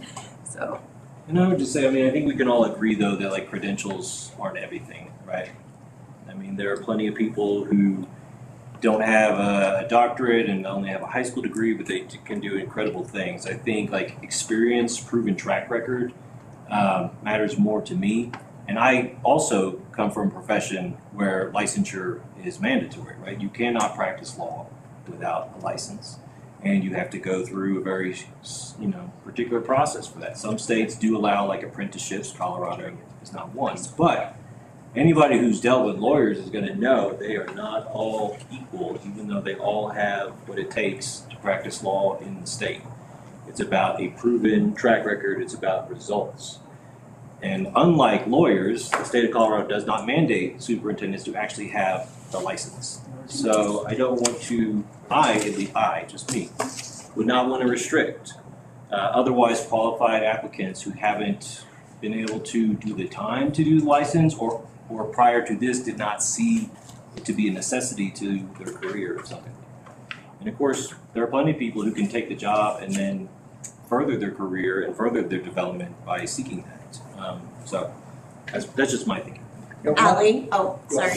No, Allie's, I want to hear from Allie. All right. So I know that all this legal stuff, it's the qualifications and everything, but I feel like really the most important thing is the person's values, especially for these students, because if you put us in a pyramid, you guys are at the top, but really there would be no pyramid without us at the bottom. We are the majority of this. So I feel like the person needs to not only be have a title, a job, but have that job be part of their life and be involved in students while still doing all their job stuff that they do. But I feel like the students is the biggest part of the job. Yes, it is. So values, I mean, I'm trying to. You want to have, anybody who doesn't have a real heart for educating children, from the youngest to young adults, is probably not going to be very successful at it. And I think that's true. Obviously, that gets more true as you get like with teachers and counselors and everything. But I don't know. I doubt there's many principals and superintendents who were not previously teachers and worked their way up. So, and if you don't have a heart for it, you're not going to be able to stick with it. So I think you're absolutely right on that. How would you quantify that in a bullet point? I think that I know it's not exactly possible because there's only one of me here, but I think that the students need to get an opportunity to choose who they want, really, and I know that's partly my voice collecting other people's, but also I don't know if it would be possible to be able to have the candidates interact with the students or go into a classroom and be able to just have a feel for what it's like at the school, because even if they have that passion, they might not be right for this school particularly. One thing that I would like to just say to that, I would invite, when we're doing the hiring process, invite students to come to the meetings, because they're all gonna be open meetings, and submit questions that you'd like to ask to the board of directors, and we can ask those questions. Or maybe Ally can help with that. Well, that's part of this. I mean, that's the idea No pressure. of you on the deck, right? Yes. You're representative of the student body. You know, she's. I believe we've had students on interview committees before for principal of Liberty Park High School. I believe there were students actually on those interview committees, so it's not unprecedented. Yeah. Thank you. Okay, did we have some other? Now you're For qualifications, or are we gonna move on? So I wanna stay on qualifications and we'll move on to Are we seeing it on the phone? timeline. So, qualifications, anything else? Sue? Oh, sorry. Would you like to read it, or would you like me to read your 5 qualifications? What? I sort of read some of them. Did you read them? Well, It's up to you, if you'd like, I can. You have a bigger print than I do. No, you Okay. can. Are the 5 qualifications the certification and license, or is this something separate? Separate. Well, no, it's not part of licensing. It is something that Nate had recommended from the teachers in the school district.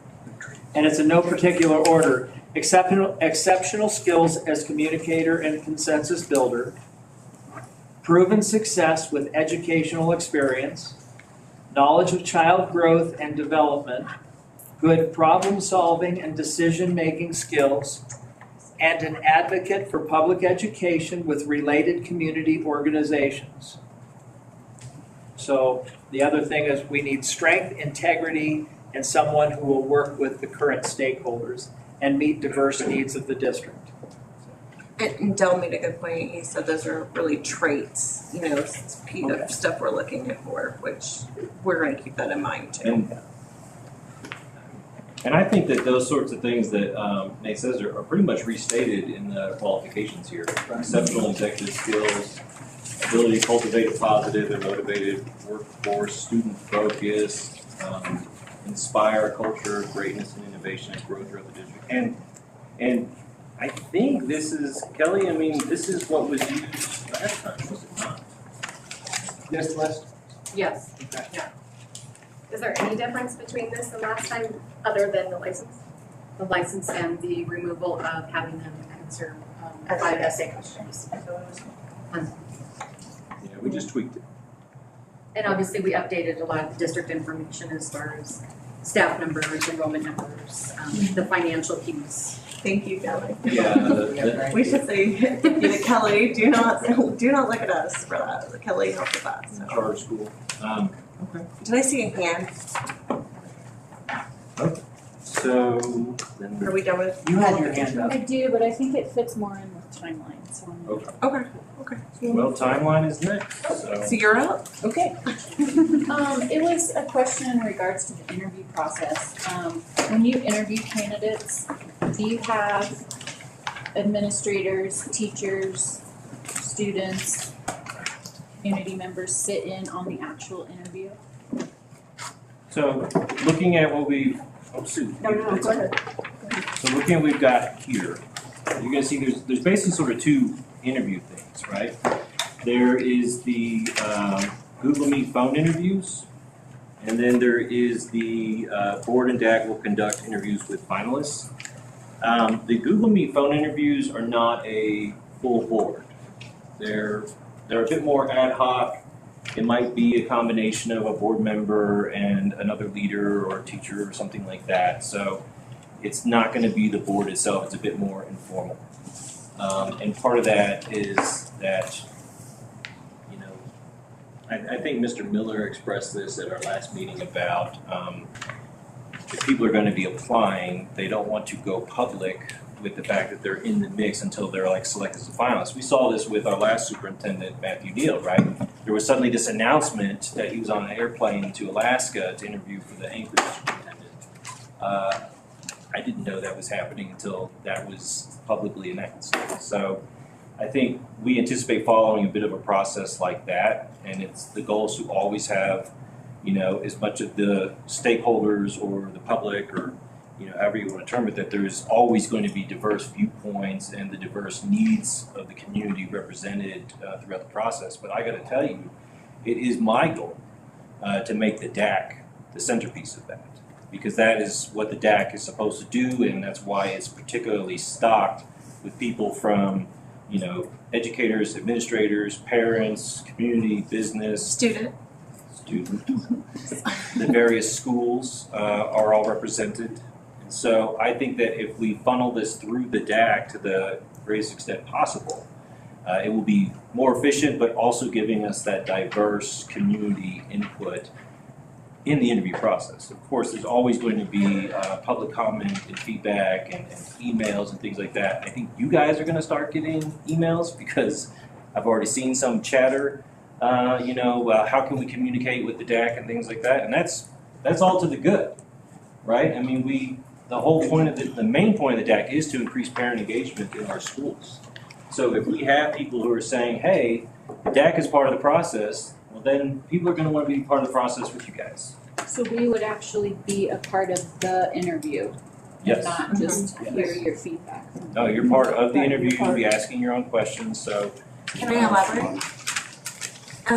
This is for the interim, but if we had a superintendent one, it would probably be even more interviews, more drawn out, more public. So even for this, if we were to go through this process, which we would have to go through if we're permanent, no matter what, by Colorado state law, we would be, increasing all that transparency. So I just wanted to add that because you were talking about that earlier in the permanent position, and I just wanted to clarify that. So I hope that helps.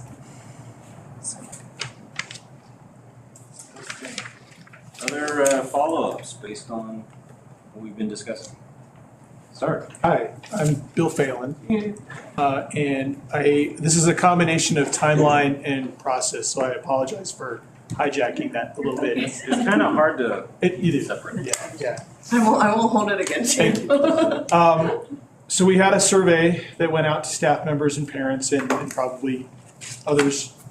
Do we anticipate that the results of that survey are going to be back in time for us to use that in the process of selecting this person? Yes, I think is the short answer. Yeah, it is scheduled to be, the results of those surveys that went out, that were just a multitude of, the survey covered more than just the superintendent's office. Right.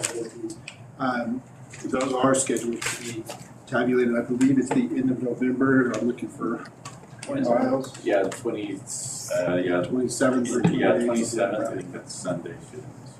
I have a question on the surveys. Sorry. Okay, I won't write that down. Approximately. Is it? That's Write that down. It's November 27th. It's approximately. Allegedly. Yes. Okay. So to answer that, then those surveys results would be available. If you look at the timeline before the November 30th beginning of the screenings. So that's the intention. So my follow-up to that, and this is the process part, we all participate in, or most of us also participate in, an individual school accountability committee. Is there some way that we can take time, go back to that school accountability committee, get some input from a larger group, especially of parents? We have a lot more parents on those committees, not that there aren't parents here, but we have the opportunity to get feedback from a larger group of parents. And I know that that is a cornerstone of what the board seeks. I know that interaction with parents is paramount. And I think to have that opportunity to go back and talk with our school accountability committees, get some more feedback, get a little bit more insight into that process, and then offer that as part of the interviews, it allows us to get a wider viewpoint of what more people want. How would you see that working? If you were to go make the plan tonight, how would you make it work? That is a great question. I think part of it goes into the timeline side because this is a quick process. So our school accountability committee meetings are on the 6th, I believe. Yes. So they're on the 6th. We would need to think about how do we want for the screening interview results to be brought into those accountability committee meetings and talk about candidates, or do we want to talk more about process and what kinds of things we want to hear from the parent side. I apologize if that isn't a really clear question or a really clear answer to what you're asking. I mean, it's a great idea. Obviously, yeah, you want to involve the SAC and make sure that that's another track to get that sort of input and bring it into the process in an essential way. That, happening that on the 6th, that would be the day before under the timeline that finalists are selected. But we would not anticipate sharing any names publicly, before that December 7th. So I think that does give you a great opportunity to be thinking about how you, as a member of the DAC, would be interviewing the finalists that are selected. And so it's you'd be having an opportunity to meet with parents and say, hey, this is coming up. I'm going to be a part of the interview process. Please, let me know what questions you want answered. And there'd still be a pretty good amount of time there before that interview is accomplished. So we wouldn't necessarily take information from the school committees into the screening process to select the finalists, but we'd absolutely use that information, that feedback in the finalist process. That's how I would Okay. see it. It would certainly be, Can I make a recommendation that the board directs us to do that, to go back to our school accountability committees and get feedback with the specific intent of applying that to the finalist interview process? Just to formalize that aspect, and that's. I'll tell you, Bill, I think that legally we cannot, at a special meeting, we're not able to suddenly change it and say, you know what, adding an action item, we're directing the DAC members to go back to their SACs. I feel very confident you guys are all going to do that. I wonder if our Of course. chairman can do that. Well, hold on, Aaron, before you talk, but I'm gonna go back to you. I would suggest that, you guys, not directing, but I would suggest, and would really appreciate if you guys did go back to the SACs and get some interview questions and questions that were good for the finalists. And so that would be, I know it says December 8th to December 20th, because it's a sort of a wide range, but you guys are meeting on the 6th, and that would give us, if you guys could get some of those questions for the interviews for the finalists and send them to the board, I think that would be very helpful, because it just creates that feedback and those questions that we want to hear from parents and from the SACs and different schools and principals and administrators. And I would hope anyone would be welcome to do that. Like I said, the whole point is to involve more parents in that process, because obviously that's a great idea. That's a big part of that. No, I appreciate it. Thank you. Aaron. Aaron first and then. Yep. Sorry. So I'm reviewing our DAC binder, and under the first quarter, it says engagement that we, the DAC, are to review the outcomes from the preceding climate and culture surveys or action plans. When are we as a DAC going to see that? We're talking about the survey, and we're talking about getting it to our SACs, but when are we as a DAC going to get to review it and talk about it? Kelly or Dale? Yeah, it'd be probably at the same time published when we do the publishing of the entire piece at the end of November. It'll probably be that those are accumulated put together. That's because it's still in work session. The survey's still not completed yet, so we're just waiting to get that feedback in November. Who put the survey together? Did the board do it? No. Who formed the questions? Superintendents. So I'm sure with input from other leaders. May I jump in there? So how do we assure the validity of these surveys and their all-encompassing of the entire stakeholder community, not a small section that will then use this, a survey, to direct policy instead of allowing the stakeholder survey, and then giving it to a small portion? I mean, how are we validating these surveys? Are we taking samples? Are we doing what needs to be done to make sure that these surveys are as true as possible? What oversight did you have as a board? That's my question. As much as we want. Well, with the survey that's out right now, how much oversight did you have? And not losing track that Ms. Lawson is next. The survey questions were done at the initiative and at the will of the administration.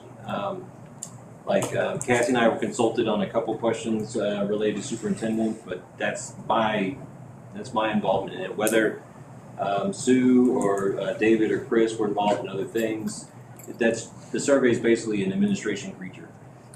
In terms of the controls on it, those are put on it by the administration, and we'll have to leave it to them to answer, understanding, of course, that that's not the whole reason we're here tonight. I don't want us to get too off track.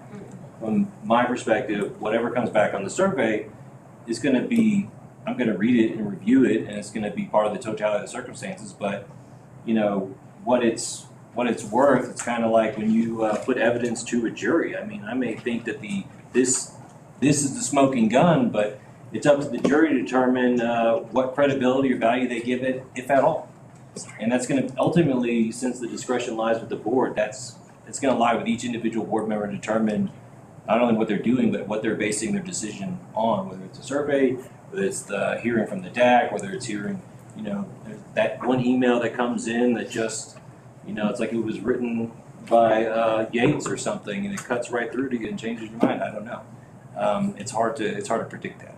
So. And another thing is the survey really has nothing to do with the search or the qualifications of the superintendent. This will be added information as public input, and I think that what David Cassie was saying before is we got to stay on. Let's stay on track with this agenda, and then discuss surveys, because all these survey questions are very, very important questions. I think that they're very important, but to get through this meeting tonight, we're going to have to focus on we have Ms. Lawson and then Ms. Dion, I think. Did I have anybody else? Well, we have, hold on. I'll give you two We have to have some fun here. So I think I just want to clarify a little bit on the survey action. The school district traditionally and for many purposes produces surveys to get stakeholder feedback. In fact, it's one of the stated core beliefs of our board that was just implemented last week. That was one of the core beliefs that we go out to stakeholders. Now, and I know that perhaps there was the stakeholder wording on that was not done intentionally, but I think there's an assumption that the survey is an us versus them, or a gotcha, or a this or a that. It is not that. The survey is simply a data point based on a couple of things. One is all of the stated goals and objectives that the board has in some way put out to either Ms. Cassins and myself in terms of different things that are happening in the school programming wise, those directions that we were at. We wanted to get some stakeholder voice on that. The calendar, which was tabled at the last board meeting, also was requested to have some voice back to that, and so that was included in that. And then some stakeholder voice for the superintendent piece. And so Mrs. Cassins and I did meet with Director Rusterholz and Director Kimbrell I'm sorry. Did I say Rusterholz? I apologize. It is Mr. Illingworth, yes. As part of the assigned and voted upon subcommittee at the last board meeting. So we did meet with the board subcommittee in relation to those and shared the survey and did have some feedback back and forth so that it would go out.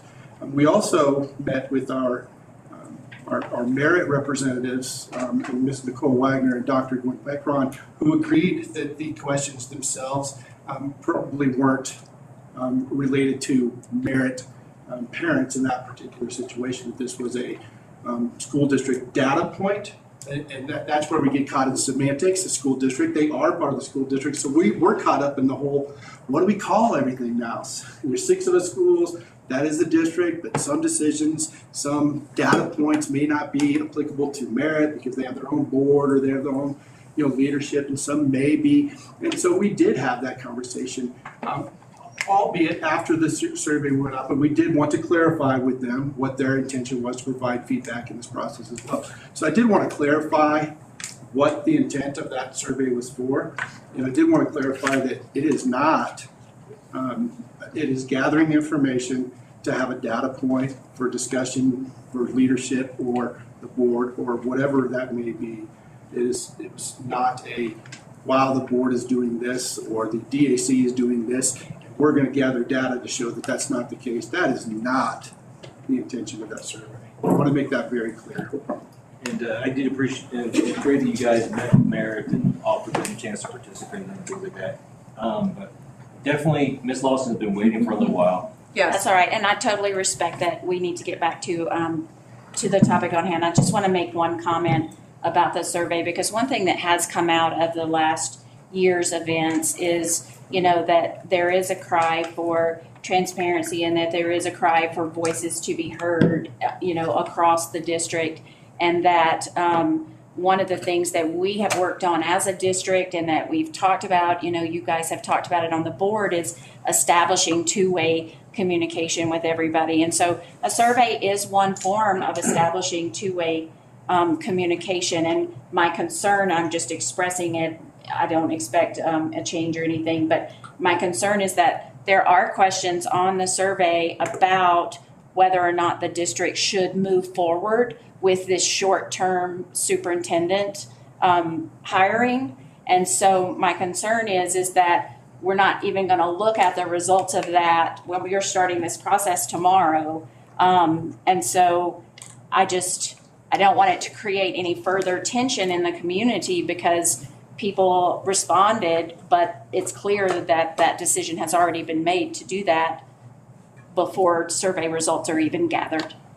I would say that I think you're absolutely correct in that. Like, it could be, you could bring up a great point about the perception of it, and that we would not want these survey results, which we do want their survey results. But I also don't know if our timeline is, if we choose someone, if we don't find someone, if we push it back. So, I mean, even if we don't find the pool of people, we probably need to get that out, that we might be extending this as well.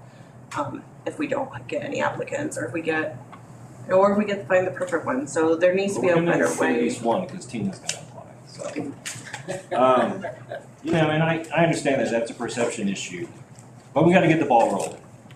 And we should share that and why. So hopefully you guys can help with that as well, and we can clarify some answers to continue to work on this too. Because I'm sure you're going to get emails and stuff too, and if you can forward them, or if we can help you out in any way, I would be. Yeah. Sorry, I'm going back. This is a whole other topic, but it's right into what you just talked about in terms of the DAC getting emails.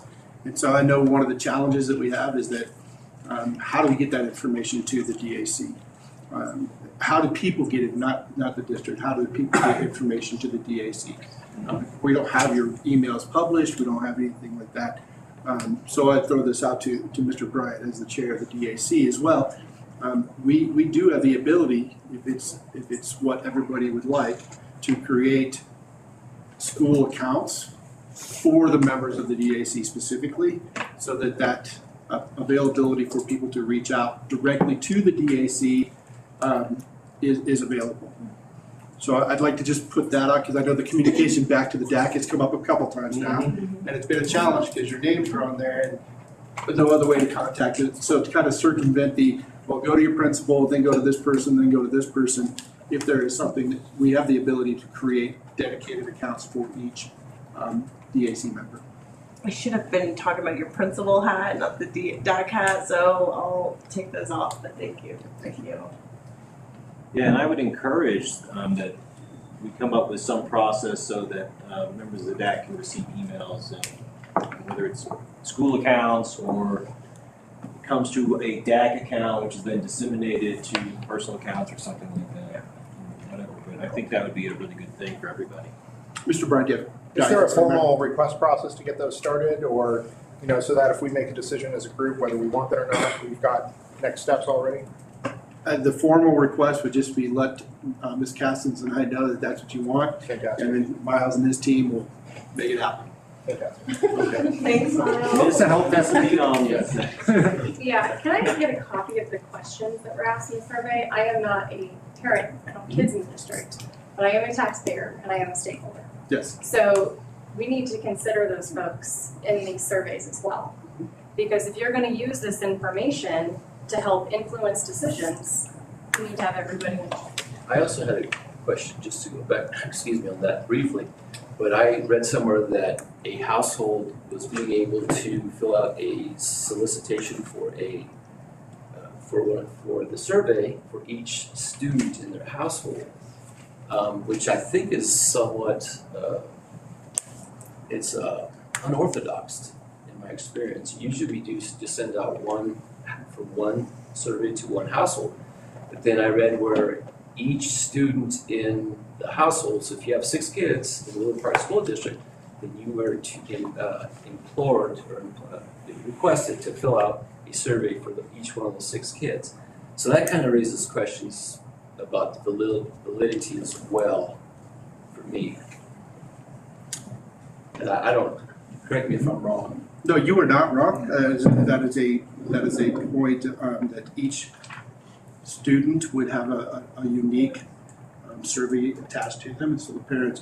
The idea there is that perhaps there are parents that their view on that survey may differ from child to child.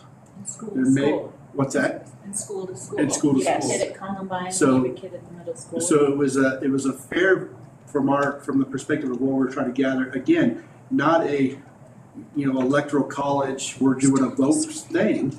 It's a input to the district and for the board to say, what does this look like? And so there could be families that say, for my kindergartner at Gateway, I like this, but the middle schooler, I like this. And so it was to get the opportunity for each, for the parent to speak to each individual child's needs and how it might impact them. And was this the first time that was done? Is this the first survey that was allowed to happen? It was a new system up there.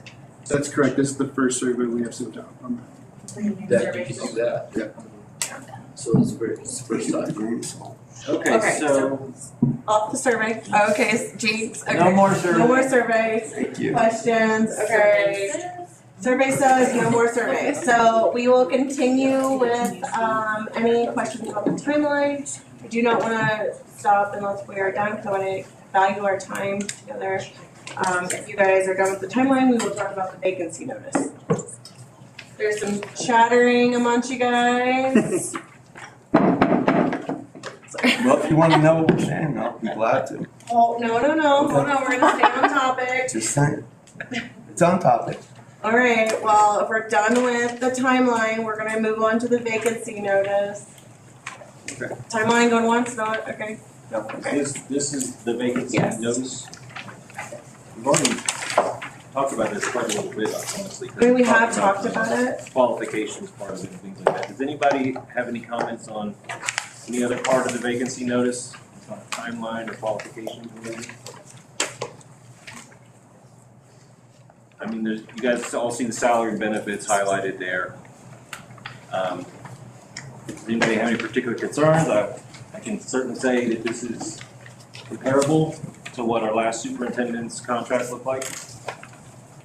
What does that compare to as far as state average for superintendents, for districts of our size?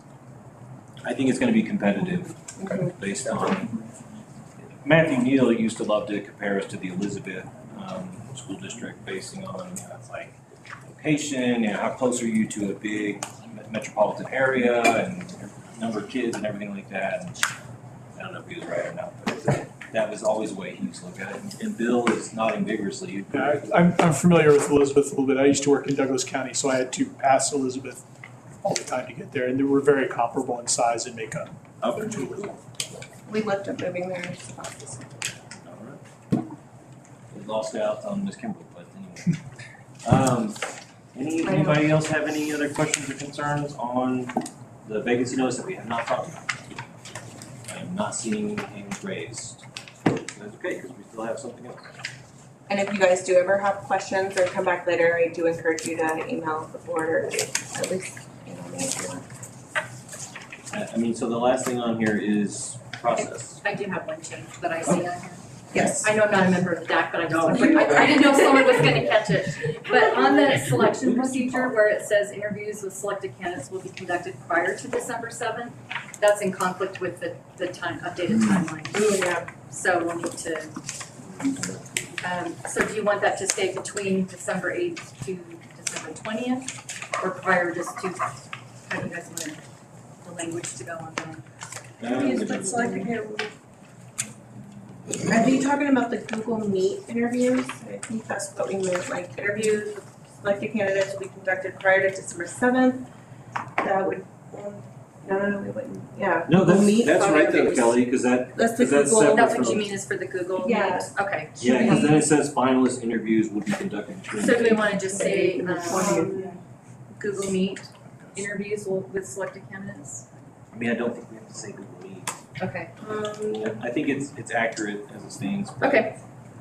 I see. So I don't want to hijack this again. Can I recommend that the procedures say preliminary interviews with selected candidates will be conducted virtually, and then whatever date needs to be there.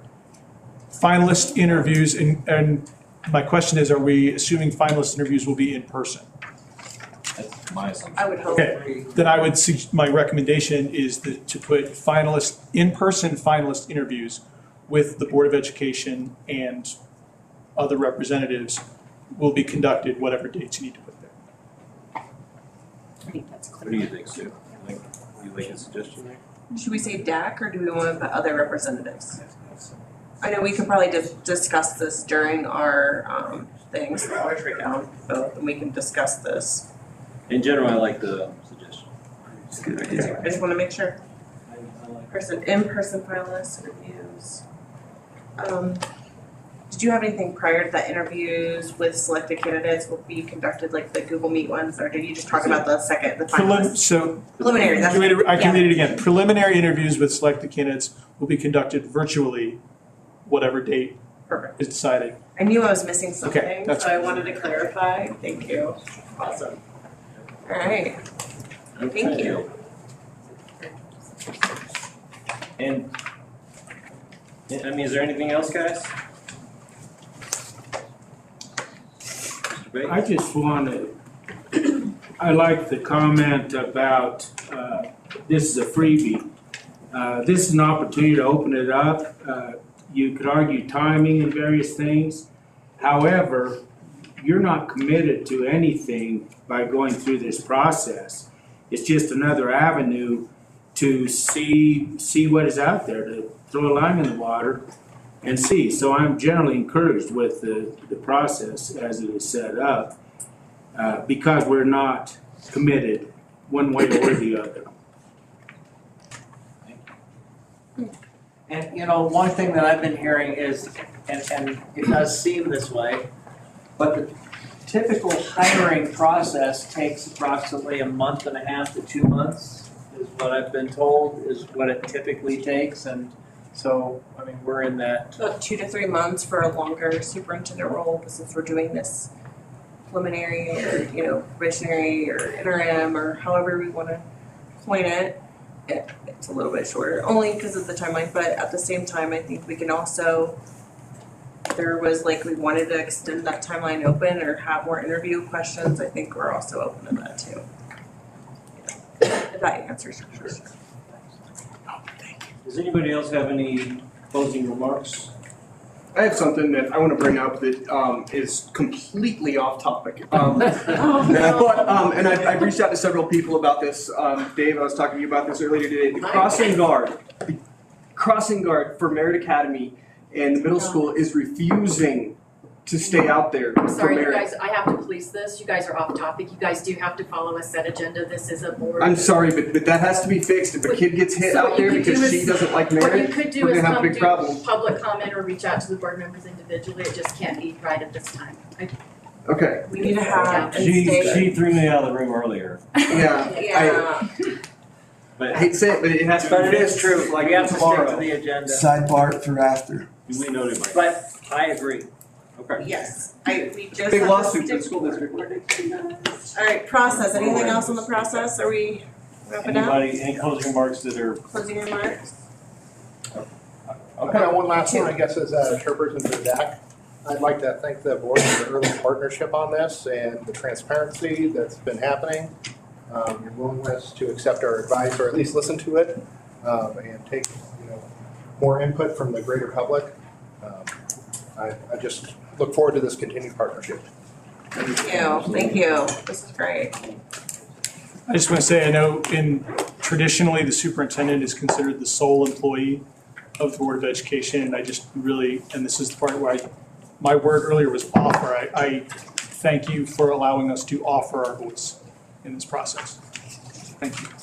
You guys are more critical than you probably realize. Oh, yeah. I appreciate, I value this. Yeah, thank you. It was really nice meeting you all. All right, so with that, we're going to adjourn this joint meeting.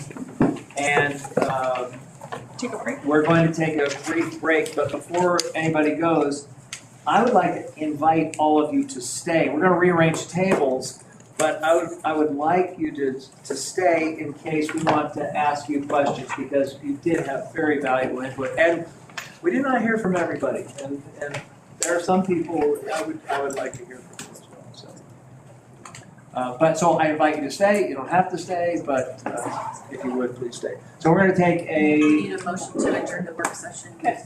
Can I just say one thing since we're talking about superintendents? I know Dr. Neal is transitioning, and his last day as consulting will be the end of the year, but I wanted to say congratulations to him for his new journey and his new role and as the Director of Communication Strategy for the Angel Womack Ministry. So if you see him out on the street, congratulate him. All right, great. All right, so do I have a motion to adjourn this meeting? Motion to adjourn. Second. Second. Roll call. Illingworth. Aye. Kimbrell. Aye. Patterson. Aye. Resterholz. Aye. Okay, we will take a 5 or 10 minute recess, and we'll be back. Thank you, everyone. Thank you very much.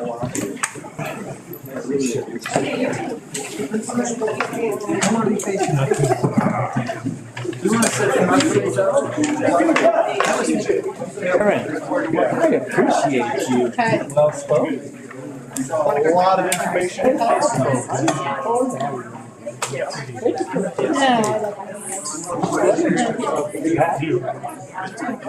Are you coming tomorrow night?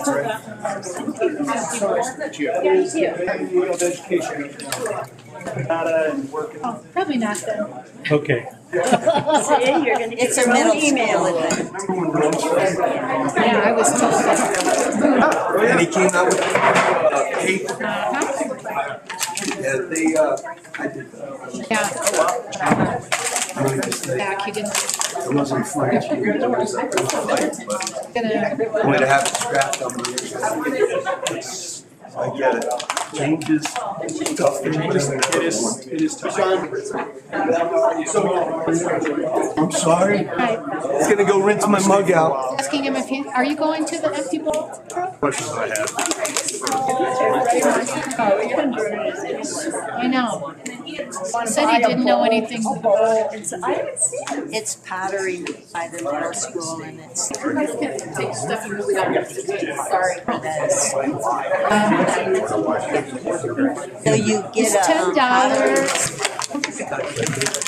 I know. $10 and you get a bowl of soup, and then you can buy their. I won't say it was his responsibility. It's 5 o'clock. So we're just. Yeah. Thanks, man. All right, brother. Yeah, I'll see you tomorrow. Dinner, and I have bowl and. Yeah, you bet. We have to. Formally vote. No, it's at the youth. Quiet tonight, brother. Oh, I'm sorry. Yeah. But it's a fundraiser for the middle school. It's not for the board. It's ours, but I hadn't even. There you go. All right, how can I help? They presented it at one of the other schools. I did see that. The 3D. Yeah, I did see that. You guys going back right now? Yes. Going back to the ball? Not Thanksgiving, her family in Kansas, she wants to go see, so we'll be there for Christmas. City? How to do it to you. Oh, yeah. Oh, okay. You got you. Yeah. Take this table out too. Yeah. They want to buy. Go that way with this. Guess what they're gonna buy? Right. You already know. Yeah. It's good.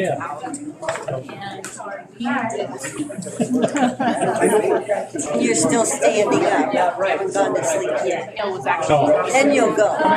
Boss tells you you and you're not horizontal. Oh.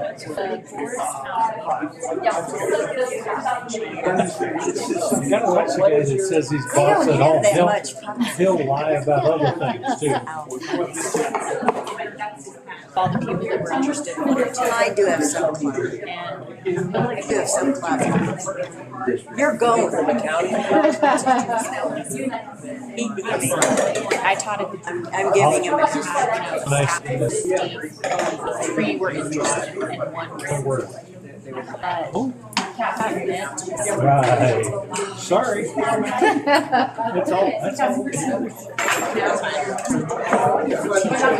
If they say more than that, they're on their own.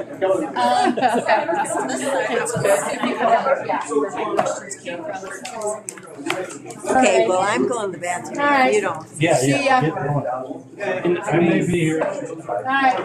My hope is that the teacher representatives on the deck certainly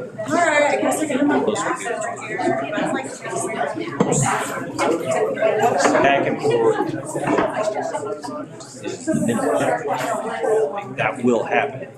But if we find that there are other people, they can plus it. So, and the only balance then is just how many people, does it get too unwieldy or something like that? But even if you said We already have one person per building. We have one teacher from every building. don't we have an elementary representative? Maybe We have parent representatives, but like Gateway principal, she's we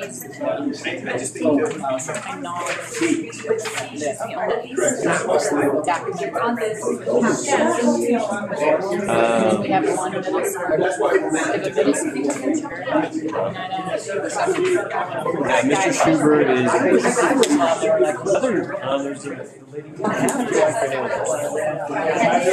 I think you may be right. We have an elementary and a secondary teacher.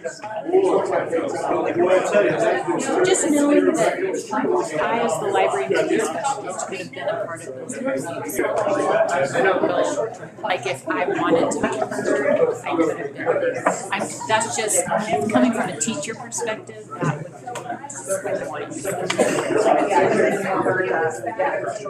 That we want to make sure that we don't have. It's not becoming 100 people. No, and I totally understand that, but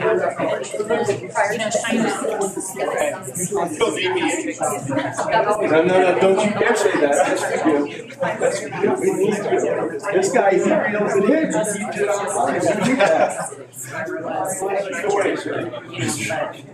Giant Mountain's also a very that hasn't had a lot of. They still have. I mean, I know some of the other districts down there have switched recently, but was it D11, I think? Yeah, no, D12. Dr. Hickey's hired. His first full school year was last year, so this is his second full school year. Thanks for sharing that with us. I need a phone call with.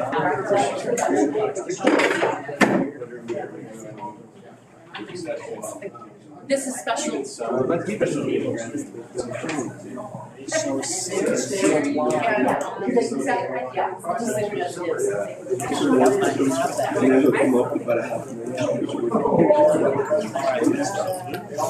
Usually I have to with me. That's how it works. Hey, there's people that, those questions are very valuable to them. Yeah, it is. It says something. Presentation. Bring that up and realize that we've been doing it since then. That was the IG one, I chaired. I had the act man. Yeah. Retired, it's just been coming. How many have you got? A lot? I've got, no, of this one, this one, oh, really? I say about 50. Well, to the owner of the coins, everyone has meaning. There's a story. Yeah. Hey, I didn't fall in that stars us get together for I told you my dad and my Marines. My uncle died in Vietnam. And I don't even use the a word week before his 21st birthday, my favorite uncle was still They say you can, so my dad, he worked as a civilian after the Marine Corps sent him to Penn State. They got to be well secret there in chemical engineering. Oh my God. So then he worked for the Marine Corps and then the U.S. government. Yeah. In chemical engineering. I went through safety when I was, And I told you I was born in China. no, I didn't know that. My one daughter was born in Canada. The other daughter was born in Connecticut. And my son was born in Portsmouth. Are you ready to sit down? I almost swam for the Okay, there's a table, which is nice. In a money bag, I kind of wish that I would have Oh, no. I tried out for the Marine Band 3 times on our home. I played trumpet. My first time going, he said, you're 6'8", slavery was off. Maybe 6'8". Yeah. I go back. And he's like, you sure? That's awesome. Well, I go can back. just- I said, 2 times. I just want to get my form. The chair is kind of like in. I thank him too. Every once in a while, I get a good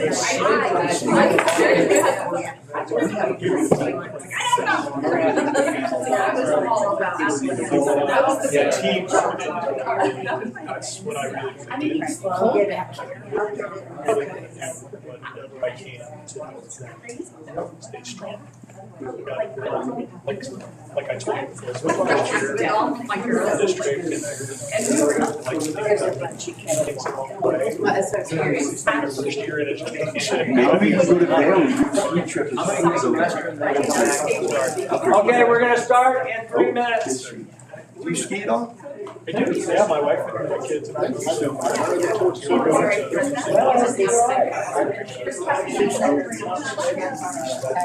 I mean, I've skied, Sugar Bush, but I looked at some years last year. It is, yeah, I'm just saying, get me out of here. Would you on that side? It's warm on that side. Do you want to move? Yeah. I mean, is it paid? Yeah, just I mean, I'm all over the place. Getting food for dinner. that's why I was like, that makes sense. You like it? No. Oh, yeah. They're like 5 miles from home. I like to hear you guys. Yeah. Rainy day, yeah. I really, I got married on You think you're gonna get it? So we go on our honeymoon to Vermont with the ski resort. I did the bike trail for a while. Some of the cops do guys as we're going on. It says, beware, black diamond first. Starts off black diamond, then goes to blue diamond. Sorry, I didn't know. Bill, is this your Oh, no, that's fine. Is that your No, No, it's Mr. B. Did he already leave? No, he's still here. I'm so sorry. Oh, okay. Monday. Yes, but. All right, did you feel like you got everything you need? Yeah. Yeah, no, I understand. Yeah, I'm glad you got us. There's more too. This Oh, is Tex my, Mix. yeah, Your own homemade stuff? yeah. My first run in, So, Sheila Albertina was up in Vermont, and they just built a black diamond. Zoom I out. have multiples, but I thought no big deal. And as I'm going down, We can maintain our. the treetops are here, where the trees are, and it just looks so And so, when I saw everybody. Business department.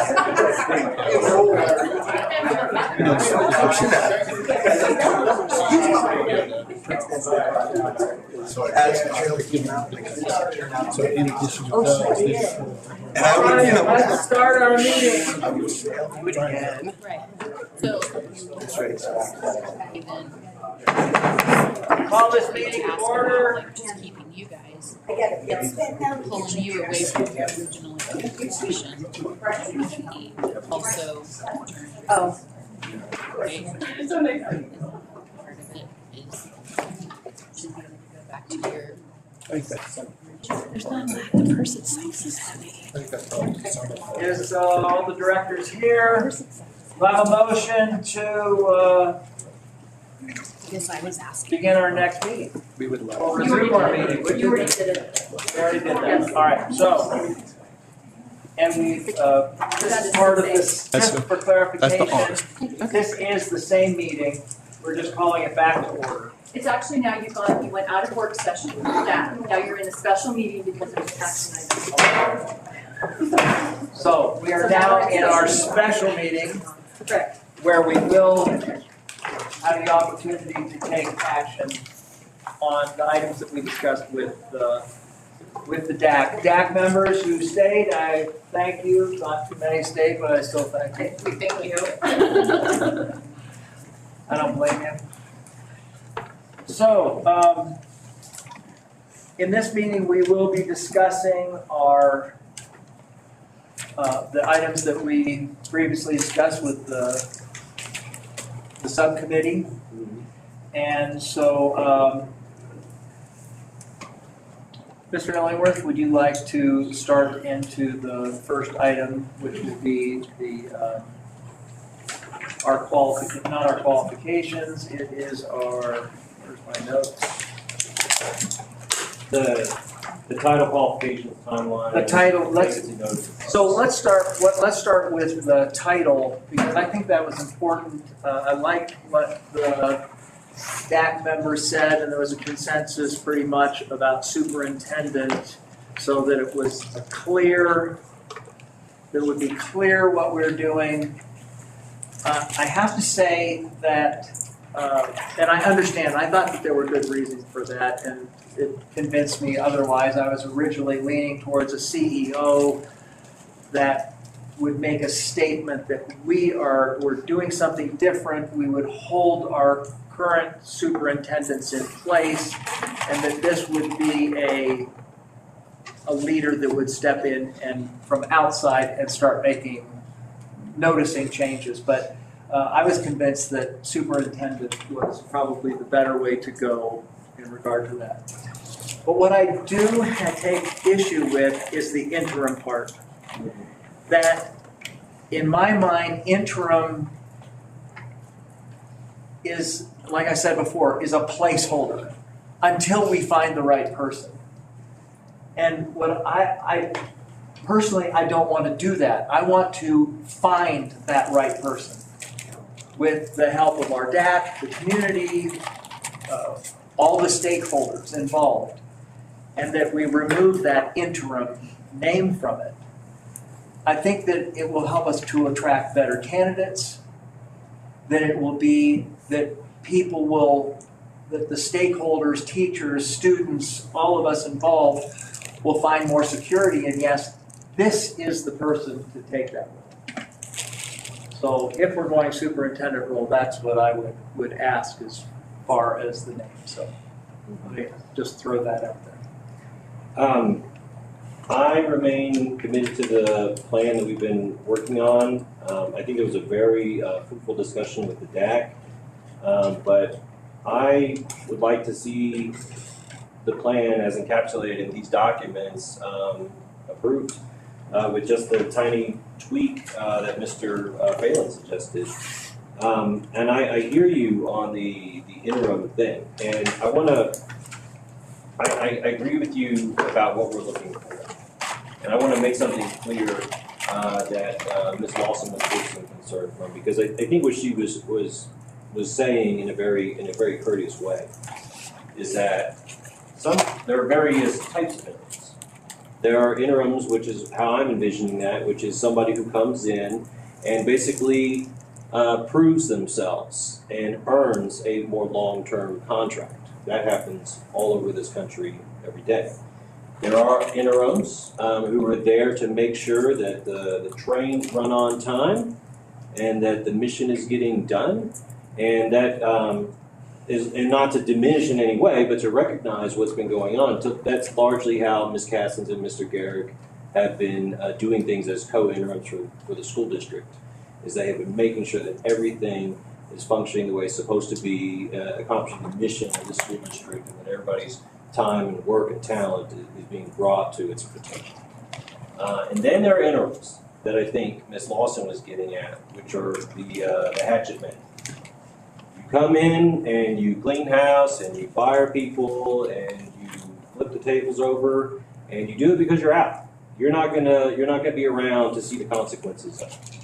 And the idea is that you could do that with somebody and then you bring in that's the bad cop and then you bring in the good cop. Who's gonna be there for the aftermath and pick up the pieces and do everybody's fight and things like that.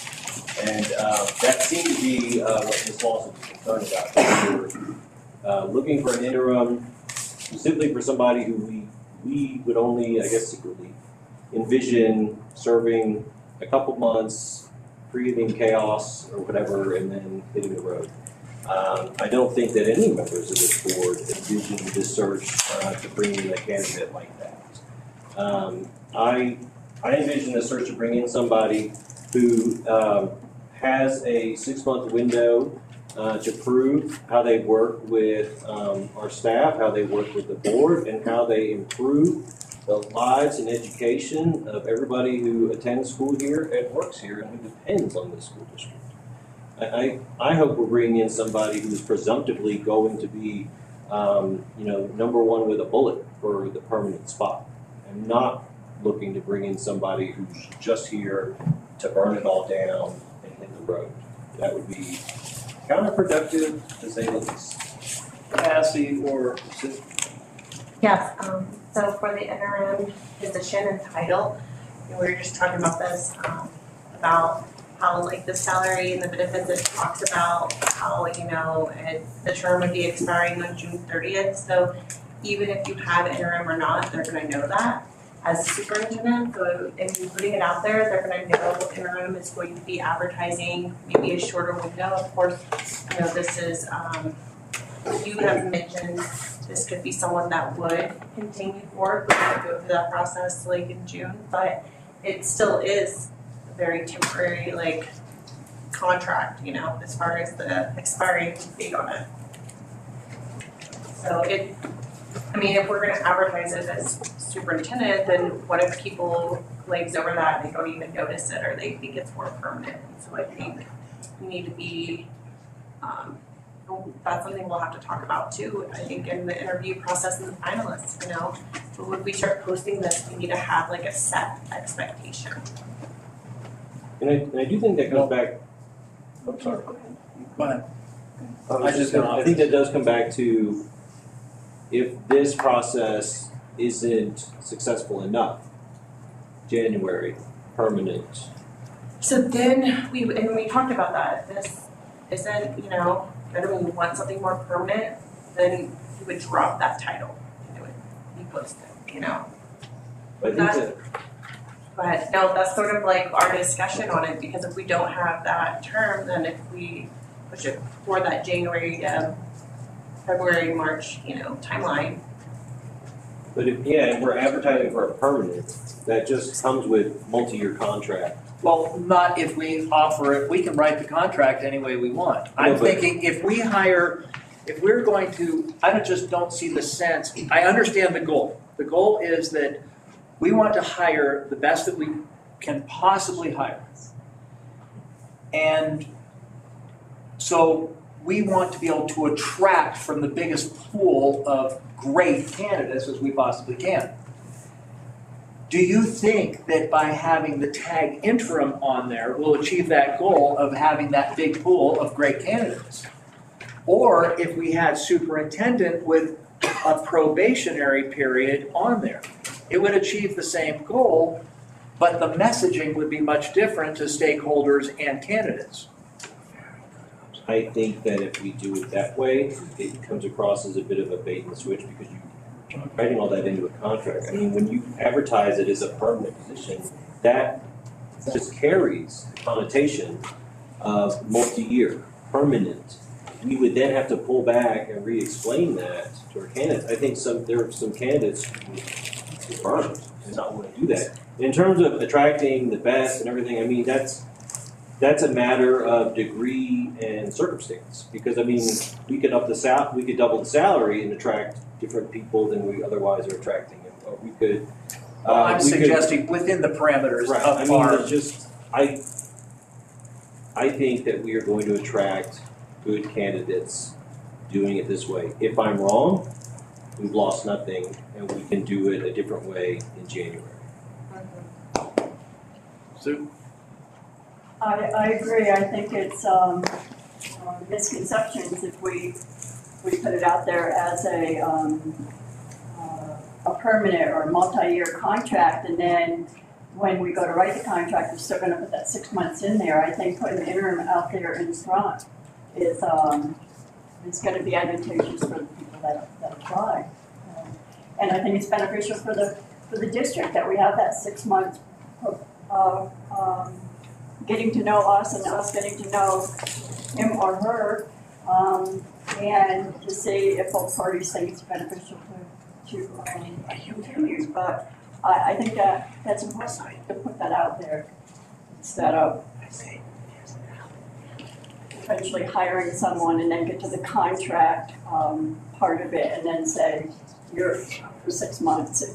We're basically saying the same thing. They're an interim for 6 months. I did get the sense, Sue, did you not, that if we're doing this and this is a successful process, that we're also promising the community that there will be another process, after somebody has had a position, a chance to prove themselves or fail. I got the sense that was something that some members of the DAG thought was a good idea. That okay, there's going to be time for another bite at this apple and more public input, and we're going to have a better record to go with versus jumping into the deep end. Feet first, only to find if the relationship is really not quite what was expected. And so, I tend to think that was a good idea, or at least. So revisiting, going through the entire, if we hire interim, then we have to go through the entire hiring process and advertising process again, should we choose to make this person a permanent superintendent. I think we should definitely have stakeholder feedback, and I really enjoyed our student on the DAC and just hearing, and it feels like she also wants to have the student feedback, like how do they perceive this person that's, over, running the schools, how do they blend in, and we also promised them that they would have feedback afterwards, and I would like to hear that as well. So if this is such and if it doesn't work, if it works, we're not, beholden, and so. Right, we're not gonna have a big payout. Not gonna have a big payout. Well, I think that there are other ways to guard against a payoff if it doesn't work than the title interim. I mean, I just keep hearing echoing back from people on the DAC that said, if we're hiring an interim, why are we hiring an interim when we have 2 interims? I mean, I just keep hearing that, and I think that if we have the contract, the hiring contract written in such a way, we can hire a permanent superintendent. And I know I'm repeating myself, but we're hiring a superintendent that is for a probationary period, and then formalizing or extending the contract at that point, rather than the interim title. I don't think that we will attract the kind of people that we would want to have if they only think that it's a short-term deal, or the potential of having a short-term deal. Well, they know it's a short term because of the contract. That's the part, I don't know. And I don't understand hey, why switch out one interim for another interim or whatever? I mean, people are not interchangeable. Ms. Cassens and Mr. Garrick are not just, interims. They're people with unique personalities and experience and talents. And so we can't just think of this idea that, well, they're interims, and so you can't bring another interim and they can only be replaced with a permanent. Ms. Cassens plans on applying for the position one way or the other. This is about This is about finalizing something in a more public way with more public input and process. When they became co-interim superintendents, they really became acting co-interim superintendents for an indefinite period of time. And we always said at that time, we would go through the process and basically select a leader. And it's not just the board doing it, it's getting that public input and bringing the public together into it. And so whoever ends up at the end of it, and like I said, we know at least one person is going to be applying.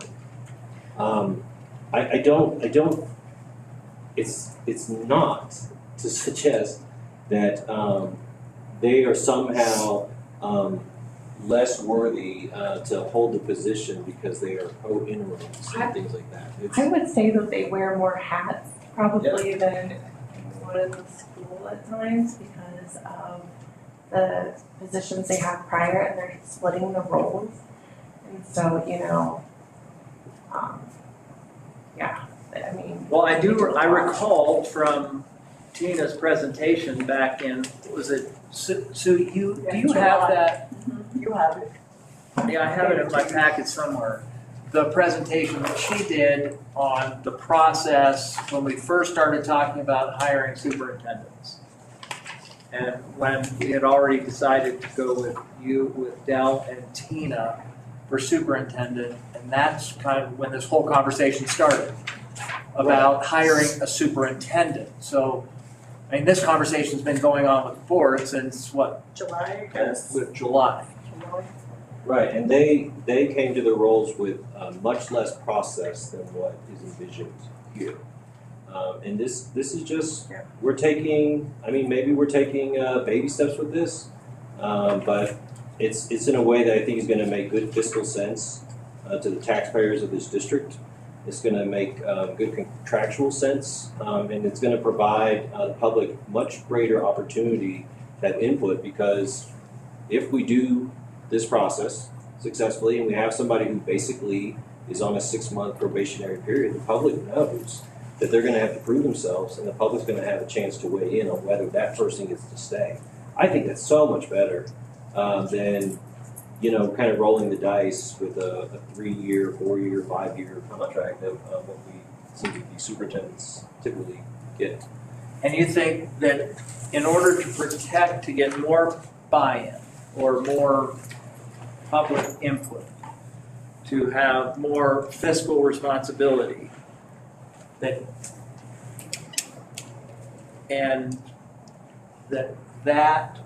having the title interim superintendent provides those benefits? I think those are the positives that come with doing it this way. And you think there is no other contractual way to do it? I'm not saying there's no other contractual way to do it, but the contract is at the very end of the process, and the very end is not when you want to be nailing down, and by the way, you're okay with a 6-month trial period, right? Like I think that should be That could upfront. not be presented up front. I think interim presents that upfront. Interim is what does that. Just like superintendent conveys a certain meaning, interim conveys a certain meaning, but it can certainly be made clear through the process and everything that we're not looking for somebody who's 6 months and gone. We're looking for somebody who's here for 6 months and willing to be evaluated on the results they produce, instead of asking us to take it all on faith.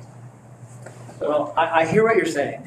I disagree with it. I want the same thing. I want the same quality. I want the exact same thing. I disagree, and it sounds like you three are in agreement with the interim part. I think that we could do it a different way. I'll just say it for the last time, that I think that it would be better for us and for stability in the district. It would provide a bit more stability to hire somebody who is the superintendent with a probationary period. So I just want to leave that on the table, that is my position. I think it would be better to do that. Do you think probationary has a more negative appeal to it than interim? Well, see, I hear what you're saying, yes. There could be a better legal way to put it. That's just, I was just saying what Mrs. Dion was saying earlier, you know, the probationary part. I was thinking about a, what was the other phrase that I was thinking of earlier? You said Trial. at-will, trial. Yeah, like, they would be an at-will employee. That's what I wanted, that's the other thing. At-will, I think you mentioned to me. And a trial, on trial basis or something along that. But, you know, this is an at-will employment state, isn't it? I'm not an Unless it's employment lawyer, contractual, unless it's contractual. So if we had an at-will employment with that understanding going into it, and this would be something for, you know, Miller Farmer Law to work out once we tell them, so. So, I mean, I'll just say as the vacancy says, it says for a term expiring on June 30th, 23 with a mutual option to renew for subsequent years. So it is upfront. I mean, whether it's interim, interim's a hang up, but I mean that we're at the end, we're talking about the same thing. And your concern is about, are we going to attract the kind of qualified candidates that we would be looking to select? And I mean, you're more concerned about it than I am, but if I'm wrong, we can do this in January and we can do it a different way. yeah, and the other thing is. We're not behind the 8 ball. Well, yeah, we're not.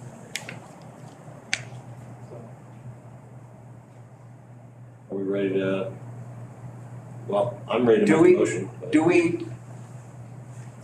Should we vote on each one of these? I think you guys go through all of these, and it's listed as one item, you guys can do one vote. So I should run the discussion again. Well, I mean, only if there's. Can you give me how to run the discussion? Kelly said we should talk about all the title, the qualifications, timeline, the things, you know, as a process, and then since it's one action, we can vote on all from Yeah, one. that's. So, All right, so I guess we. title is over. Do this again. All right, qualifications. I don't have anything else to add after the long discussion with the DAC. No, I thought that was well covered. That was really good. Yes, I liked what Mr. Owen brought to it from the WPEA. I thought that those were good exclamation points on the things that we had. It was primarily what we have had for other applicants. So yeah, I like the qualifications. It was great having the input from the DAC on that. I look forward to much more of that. Yes, I Me do too. Okay, so timeline. This one is very Obviously, I want to hear from President Rusterholz as well as Sue and Chris was here just because we were on the subcommittee, so it's good to hear from you guys on these types of issues and process. I agree with the timeline. I look back in July's minutes with board meetings, we've been discussing this since July, and I know it seems to come up quickly, but I agree that Christmas break will give our new superintendent the ability to settle in and be able to work with the admin and the teachers and the students, and we're gonna get a head start on next year. We need to go forward on this. We've been discussing it for 5 months. It's time to take action. And I think it can be done within this timeframe. Everybody gets on board. I do have a question about the timeline. Should we see that we need to extend it at all? Is there opportunity to do that? Yeah, because go ahead. We have to have 2 weeks between like the selection of finalists and a vote, and in between that time frame, you have to have public interviews. So, yeah, you can absolutely go beyond it. the goal is to make sure that a person can place and take advantage of that break to get themselves situated and ready to move forward and hit the ground running. But yeah, it can absolutely be. Okay, so if we vote to approve this evening, the timeline, if we find it necessary, we can extend that. Any portion of it. Yep. Okay, and will that involve another meeting of the board to extend it, another vote of the board to extend it? Yes. Yes, like we would have to get together and not the subcommittee to vote to extend this. And it wouldn't be the first time we've extended added a meeting and.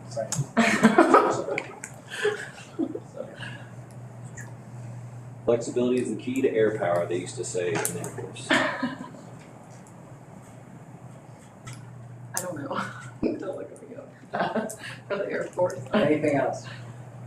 No, just, hearing from the DAC, they were talking about timelines, but I felt like there wasn't like a specific that they said, just as long as I think it was fluid and that they were also a part of it for the finalists. And we have that timeline, December 8th to the 20th, so that will allow us to sort of have that scheduling to schedule with the board and the DAC for those. If that helps. Yeah.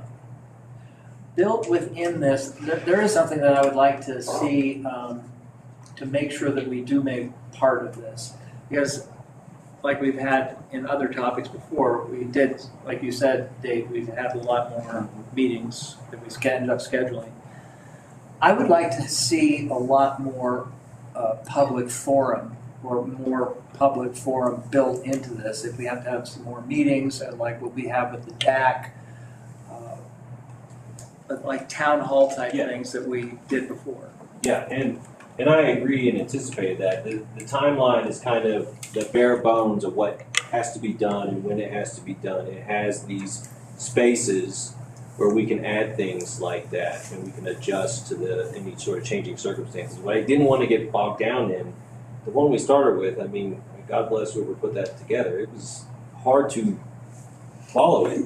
And it becomes a thing where, like, if you adjust one thing, it kind of messes everything up. It was like a spider web where you don't want to pull one strand. So this is like simplified, and this allows us to set those sorts of things and do that sort of stuff. So this can be not just expanded, but it can be expanded in the number of things that we do, not just the overall length. Yeah, the other one was very. Go ahead. No, the other one was very detailed and it was great, but we did simplify it so we can add those. We just did not know when that date would be, and so anticipating. I'm glad you brought it up because we just, looking at the timeline, we want to sort of see how the process goes for the applicants and then the Google Meet and hopefully sometime in between there.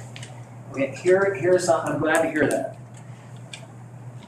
What I would like to see us do is, since this is the Christmas season, and there's lots of programs going on at the churches and all the school grades and things,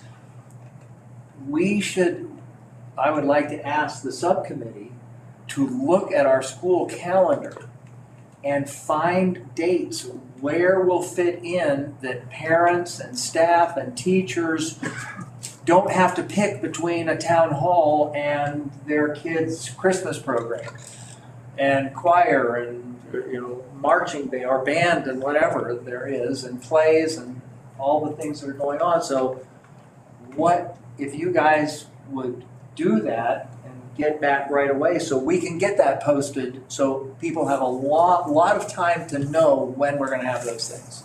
Sure.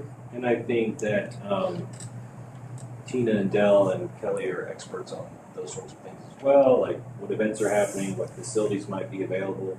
And then, of course, you as the president can set that anytime you have that. I think it would be appropriate to have at least one, maybe two, town halls, between the 8th and the 21st. Like, my thinking is a town hall before the board and DAC interview, so that we've gotten that we've really maximized the input that's out there. because that's not just gonna influence us, but it's gonna influence the other members of the committee that are asking questions of the finalists. And maybe we could do a town hall after the interview, and before the final vote. Or maybe the final vote meeting is, I think we do that, we did something similar to that with mayor, like a meeting that's essentially a town hall and it ends, with a vote, at the end, so, but that would get us at least 2. Well, I would like to have at least 2. I think that having the town hall meeting on the night that we vote, I think that, we got pushback about that it was just like it was kind of a lot of people thought it was a formality that, yes. I would like to have it before that so that we can hear from the people. I think we need to hear, listen, think about it, vote. So, rather than have it, because that was part of the criticism that we received, and I thought, hey, yes, you're right. Well, I don't think that was right. Well, no, I meant that their feelings it was were not right. that way, and different people felt different things about it. Yes, it did. At the end of the day, it's up to each board member to know how much reflection they need and what's going to seal the deal or be a deal breaker for them. Perfectly capable of listening to somebody and making a decision after that, and this will be the end of a long process. So I hear what you're saying, and there's nothing wrong in what you're saying. Just color to be skeptical is like that's the only correct way to do it in terms of I hear what you're saying. Having a town hall and then there has to be some sort of mandatory cooling off period or something like that. We don't agree with that in theory. It may be the best practice. Anyway, that's a matter of degree. So I hear you. With that said. All right.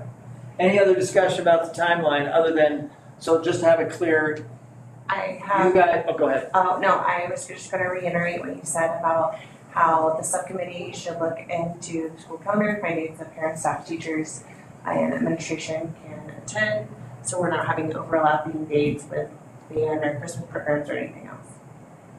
What did you minimum you would like 2? I think we should have 2 because it's such a jam-packed time of the year that if they can't make one, we have a second one. They have an opportunity for another. Good. So, did I gather your notes correctly and thoughts, or? Got it. Okay. Is there any other discussion about the timeline? Does anybody want to revisit any of the other 2 areas? The vacancy notice process, qualifications. We do need to talk about the changes, so that bottom, the vacancy, just the suggestions we had from the DAC. So we all agree with adding preliminary interviews with selected candidates will be conducted prior to December 6th. Can you read that one? Read what you wrote. Thank you. I don't need your paper, thank you. I am reading it right now. Okay. Alright, so we added in, the DAC suggested preliminary interviews with selected candidates will be conducted prior to December 6th, 2022. It does say the 7th, but considering, because it says here, the 6th, the screening applications, if you look at our timeline, identify applicant pool and set up Google Meet interviews, so that's the 6th. The 30th to the 6th, so you would. Oh, prior, well. If you said prior to 6, you would be cutting off the 6th. We'd lose a day. So it has to be prior to 7th because the 7th is the meeting where we would select finalists. So I think it's correct. That day is correct. We get Kelly. But he did suggest adding the word virtual. Yeah. Yes, add to the virtual. Will be conducted virtually prior to, so just add virtually. Yes, and then the in-person finalist interviews with the Board of Education and the representation. I think it was, and other district representatives. Yeah, other district. Since we asked the DAC to stay here, and in case I had a question, I do have a question. Did we get that quote correct? Yes, sir. Can I suggest? Don't leave me. Wait, but I'm not done with it. Oh, will be conducted between December 8th and December 20th. Finish my sentence. So my only suggestion is that in person, be inserted between conducted in between. So that finalist interviews with the Board of Education and other district representatives will be conducted in person. Yeah. Between. Okay, I like that more. Still has in person. Interviews. Selected candidates will be conducted virtually prior to December 7th. Finalist interviews with the Board of Education will be, and district representatives will be conducted in person between December 8th and December 20th. And dates are subject to change. All right. Any other edits that were suggested? We thank DAC for helping us with that. Thank you. Any other conversation about these three topics before we take a vote? So we'll be voting on all three, Kelly? Yes, Okay. with the edits you guys mentioned. Okay. And you have all those edits? I do. Kelly? Anything we're missing, Kelly? No. All right, do I have a motion? Yes, I move that we approve the superintendent hiring process as discussed with the edits just discussed in accordance with the how it's set out under Roman numeral 7A. Second. Roll call. Illingworth, Aye. Patterson. Aye. I went out of order, I'm sorry. Illingworth, Kimbrell. Aye. Patterson. Aye. Rusterholz. Aye. All right. Is there anything else we need to discuss? That was our action item, 7A. We are on 8. Do I have a motion to adjourn tonight's meeting? Motion to adjourn tonight's meeting. Do I have a second? Second. Roll call. Illingworth, Aye. Kimbrell, Aye. Patterson. Aye. Rusterholz. Now. Aye. I always want to say that. As you always do. 4-9, let's go. Thank you for everybody being here. Thank you, everyone. And Dave says. Especially if it's really long.